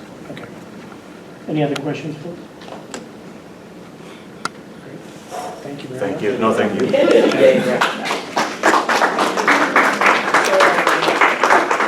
Thank you all for your commitment tonight. Great job. 3 hours. You're welcome to stay for field trip discussion too. I just want, yesterday on NPR, every hour on the hour is the lead. No, I don't think they want to hear it. It was the lead article was that Rochester had the lowest math and English school or language arts or something. And however, they did have the highest mental health response that was good. So that was kind of an interesting kind of article. But it was on all afternoon. All right, so we have 2 discussions coming up. One is, well, actually 3. One is just the end of the year field trips. Any discussion on those? No. Okay. And it looks like 2 proposals, one to Europe and one to Disney, is that right? Yeah, so we have 2 proposals before you, maybe a third one in August to Belize, but we weren't ready to present that one tonight. But I wanted Dylan and the teachers to sort of present what they're hoping to do in April of next year. So essentially speaking, to start off, the Disney presentation is almost an identical trip that we did last year, or 2 years ago, for the music department. The only difference is instead of it being a music-driven program, it's a leadership-driven program where Disney has 4 days dedicated to us, and our 100 students will be going down. There's leadership classes, there's communication classes. It's essentially a program dedicated to the students over a 4-day period. So we're duplicating everything we did that we know works well with our school for this trip. And then the other trip that we have proposed is Europe. I actually just successfully got back from another school district with their seniors from Europe, so we're kind of duplicating what we did there. It is an extensive trip with a lot of stops, but in my opinion, the history involved, the culture involved, the experience that the students will get from this is absolutely worth the ELO credit that they will be essentially fighting for and earning. That's all I have. There you go. Oh, yeah, so where we're gonna be going, Dylan put together a great itinerary for us where we're looking to stop in 4 countries. We are going to be doing France, England, Switzerland, and Germany. And a big emphasis that we have on this trip is definitely the history and culture side. And I'm Stacey Ones, Kim Griffin, and we're the ones putting this together with Dylan. And we teach social studies, and we think this experience will be invaluable for our kids. And one thing that we are really looking forward to from a historical aspect is when we are in Germany, we're going to be visiting Dachau Concentration Camp Memorial, which directly aligns with the New Hampshire law that the Holocaust and genocide is taught to our students annually. And so I think for our students who have an interest in history and culture, a trip like this would be incredibly impactful for them to get to experience the history and really kind of understand the impact of what happened. A lot of our kids, we find, don't actually leave New Hampshire. So to get them outside of the country would be amazing for them. And we are going to try and offer some sort of fundraising, whether it be through a parent lead or we might take on something as well to make sure we can get as many kids that want to go a chance to go. Yeah, and on the ELO credit side, we had spoken with Justin about making an ELO opportunity optional for the students so that, you know, they could earn credit for this experience as well, which we would work with our ELO coordinators on that piece. We'll offer ELOs in both of these trips. Yeah. Discussion? Question. Go ahead. Thank you. What do you have for history programs at the high school right now? Like, do you mean like for specific courses or? Yeah, right. So our required courses that students take are global studies, typically taken as freshmen. Then they take. And that encompasses what? Typically that course is, you've taught more recently. Is it called world history? So we offer world history as an elective credit. We also offer it at the AP level. We also offer modern world history, so it ties into those courses. For what we have for requirements, our freshmen, it's global studies, and global, we're looking at geography. We also look at population of countries, we look at culture, and we look at genocide. Like a big piece of what we do with our freshmen is we really hone in on the Holocaust in Rwanda. So that's a huge part of it. U.S. history is required, so our sophomores and juniors and seniors take them. And U.S. we dedicate multiple weeks to looking at the Holocaust in order to understand its impact. Yes. What does the U.S. history course encompass? So typically we start around most teachers start around Reconstruction after the Civil War, and then we try to get through as far as we can into history. A lot of teachers get to like Vietnam. That's in our semester, that's roughly where we get. Yeah. Well, I taught social studies in 7th and 8th grade. Yeah. And I was lucky to get to the Civil War. Yeah. Yes. Yes. So on this trip, we are looking for specifically for the Europe trip to bring 11th and 12th graders because they would have had that instruction already. So we think that they would be emotionally mature enough to handle a trip of this capacity. And like I said, they would have that historical knowledge already under their belt going into this. But yeah, and then so I guess to answer the rest of your question, our other required courses are economics, which is usually taken, they can take it as early as sophomore year, and then civics is our other required course. Full year course? No, our courses are all either a quarter or a semester. Our only year-long courses in the social studies department are our AP courses, which are economics, US history, and psychology this year for the first time. Okay. But yeah, so then we have tons of electives, but those are our 4 required courses. Thank you. Yeah. So the European trip, I checked, what's the dates on that, or? It's April vacation. Just about 1 week? So actually, no, we'd be leaving, it was Friday night, I think it was? A Friday night to probably a Sunday evening, so realistically, the students will miss at least 1 day of school. And that's just the logistics of, minimum 2 days per country, 4 countries, a day flying in, a day flying home. You're at minimum 10 days right there. So I heard wonderful things about the Disney trip last year. I think it was amazing how you donated for a student to be able to go, so I think that should be commended for you.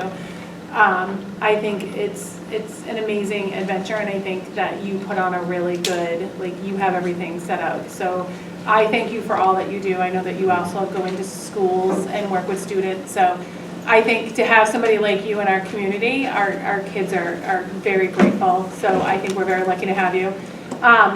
My one question is on the February, the one where they're going overseas, on the thing, on the rates that you sent. Yes. It says estimated community contribution, $250. Can you just explain, is that per student or?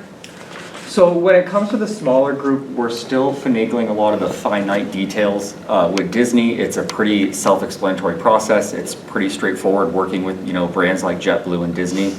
We are working with probably 5 times as many elements, be it airlines, be it hotels, be it vendors, making sure our students have food vouchers. So the finite details will probably change a little bit, but the overall goal of a $4,000 package that will have these 4 countries, that will have all the inclusions that we need as far as insurance, a guide or travel agent traveling with, etc. Those are pretty much the inclusions that we're guaranteeing for you guys right now. Which I get, I'm just trying to figure out like the estimated community Oh, sorry. Community. So that would, essentially, that's back to the city of Rochester, the Rochester School Department. So last year with the Disney trip, it was somewhere close to $6,000 or $7,000 that was donated back. It was a $2,500 donation for the music department musical this year. I think we gave back close to $3,000 in scholarships. So it was about $6,000 or $7,000 overall. So that number is per student. So, if you have 20 students going with their class, it's close to $5,000 I'll be giving back. Oh, so it's Yes. not like we're looking at. No, that's what we give back. Thank you, Yes. just wanted to make sure. And then, for students that are traveling, if anybody were to get sick, you are an experienced traveler, so I know you've pretty much been everywhere. A little jealous sometimes, but, so I just want to make sure if somebody gets sick, that like, there's places, like you are Yes. prepared, you've been to all of these places and you're just preparing. Yeah, so it does come with, what we have listed is cancel for any reason insurance. So it's not only great if something happens before, but it's full medical coverage and evacuation coverage, which is 2 completely different topics. But that being said, if something happens, they are covered when they're there. They are covered if they need to come home. And then, like I mentioned, I have an agent, be it myself or one of my 9 team members, who will travel with each group. So be it, New York City, Orlando, Europe, one of us will be with the group to make sure that if a kid needs a ride to the hospital, anything at all, we're taking care of it. Yeah, I heard wonderful things from staff last year about the Disney trip, so I thank you for all of it you're doing. And are you contributing for the Europe one? I know you did the Disney one, so you're gonna pay for a student to be able to go to Europe and for Disney. The Disney student free trip is completely discussed. We'll still work out the logistics of where we put the finances with the other trip. For a good example, to quickly recap, with the Disney trip we did last year, we didn't just do one student scholarship. We kind of dispersed the funds over a dozen or so students who really needed it. So if that's what they think is best, to keep the rates low for everybody, we will. If it's found best that we're going to sponsor one student, then we'll certainly do that. You're just amazing. Thank you so much for all of you. We're simple. I want these trips open to anyone. So, the music program is just if you were in the music program, but this Disney trip will be anyone that wants to go and wants to participate in the leadership program that they do down there. What we were talking about is, instead of giving it to one kid, any kid that might not be able to afford it can write an essay and apply and be considered for that free trip. And that way it gives everyone an opportunity. Because when we give one free trip away, who gets it? It needs to be equitable, and there's lots of kids that would love to go to Disney and can't afford it. So we were thinking about working out a system where we could do that. I think it's four countries, right? Yeah. For $4,000. Yeah. And the chances of a student being able to do that after high school, I mean, that's just know, I mean, I haven't been to all 4 of those places. So just to know that students from Spalding, up to 25, I think it said, could experience something like this is an experience of a lifetime. So to walk away knowing that they've been to those places is just amazing, so. I'm a little jealous. If you need a chaperone, let me know. Listen, he said it's open to school board members. I think that's actually the last note I will make. The reason why, and I mean, it was 167 people I put on 2 JetBlue planes for Spalding High School. It's a lot of work, but the reason why we've had 0 behavioral issues, I've had 0 medical issues, we have 0 kind of issues across the board, knock on wood, is because we have incredible people go, last year, and I'm not putting anyone on the table, but, we did have the Pappas family go, we had the Downs family go. When the kids see that connection and they see that community, there's a reason, there's an incentive for them to have that experience with us in a positive manner. So the reason why it's open, the reason why we want to encourage those community people to go is because we know that's what is the huge part of why this works. It's quite an adventure when you have It a is. 24-hour ride home. Go ahead. So absolutely love the itinerary. Any chance you could mix Normandy into that, considering the Yes. history there? I just got back from there. That's where we took the Trade Academy kids, so that would be my opinion, is to Yeah. work it in there. It's a very long, small dirt road, 30-mile-an-hour drive for 5 hours there and 5 hours back. From Paris? From Paris, yeah. So we'll figure it out. Yeah. No, I think that'd be great, but yeah, it's definitely a Yeah. logistic, It's- yeah, to figure It's a long out. drive. Logistics look like going from England to France by boat versus air. Oh, right. Not as difficult as it actually sounds, my question, yeah. I've never been to Normandy, I would Yeah. absolutely love to see it. Well, for $4,000. And it's my birthday, so if you want to pay for mine as well. Any other questions? It's more of a comment, and this, Ms. Stokes, thanks for what you said about Dylan, like, the stuff you do for our community is commendable and awesome, so thank you. Thank you. The one thing I would just say, and Mr. Roy, you kind of touched upon it, but I think in situations like this, there's always kids who, they might want to go, but they've already decided there's no chance that they can go. And that's the unfortunate reality that not everybody would dare to even bring up with their mom or their dad, like, this is a once-in-a-lifetime trip, I need $4,000. It's like, they already need to learn that 10 years ago, that that's not even an ask. So just trying to make an effort to make kids aware that if this is something they really, really want to go, maybe there's some supports in helping them figure out ways they can raise funds and not necessarily just relying on a scholarship, but there are things if it's really important to them that there's people around them that can help them figure out how to make it happen. Yeah, definitely. We'll promote that, fundraising will be involved because it's not a small amount of money. And also it's not all due right up front. There's a deposit, but then they are able to spread that out. So some kids, it's like, oh, they're like, I'm gonna work over the summer and save up money or whatever, but we'll definitely be promoting that there'll be fundraising involved and whatnot. And working with Dylan as well, we're able to advertise at the school. So- Instead of with EF tours where they wouldn't let us advertise, we can make sure that everybody knows, these are the fundraisers that are coming up, Yeah. this is what we're working on, and really blast that information out there. Well, I'd like to see the parents. Yeah, that too. Yes. The last trip we took to Europe, I led to Ireland, and the parents did all of that. I'm like, you want to lower the price, you fundraise, because we don't, I can't, these guys are teaching. But we'll have fundraising opportunities, so hopefully the parents will jump on too and help make that happen. Well, and let the board know too, because if students are fundraising, call Matt. And Aaron. So I think we need a motion to approve this. So I'll make a motion to approve both the Disney and the Europe trips for February and April vacation of 2025. So they both. Both April. Oh, both April yeah. vacation of 2025. It said in here. Well, we were toying Full with. document. I read it. So It's for raining in April- February. So any discussion? Matt, do you need to move it to the full board? Yes. approval? So you're. Recommended to the full board for approval. Any discussion? Seeing none, all those in favor? Aye. Opposed? Motion passes. Thank you. Thank Thank you. you, thank you so much. Dylan, seriously, thank you for all that you do. You do a lot. It's not Thank you, noticed guys. sometimes. Thank you. Thanks, guys. Love the Disney dress too bad. It looks Disney.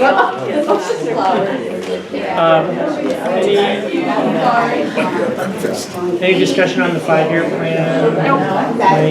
Is there a meeting next Okay. week? For our committee? No. I don't know, if something 5-year, even Matt said this was. Yeah, I think it was canceled. Any public comment? No. Seeing no public comment, any other? There was something even. There for the next. Is there a motion to adjourn? Second. Okay, motion by Ms. Stokes, second by, I didn't see, Eric. by Eric. All four. All those in favor? Aye. Opposed? We are adjourned. Thank you.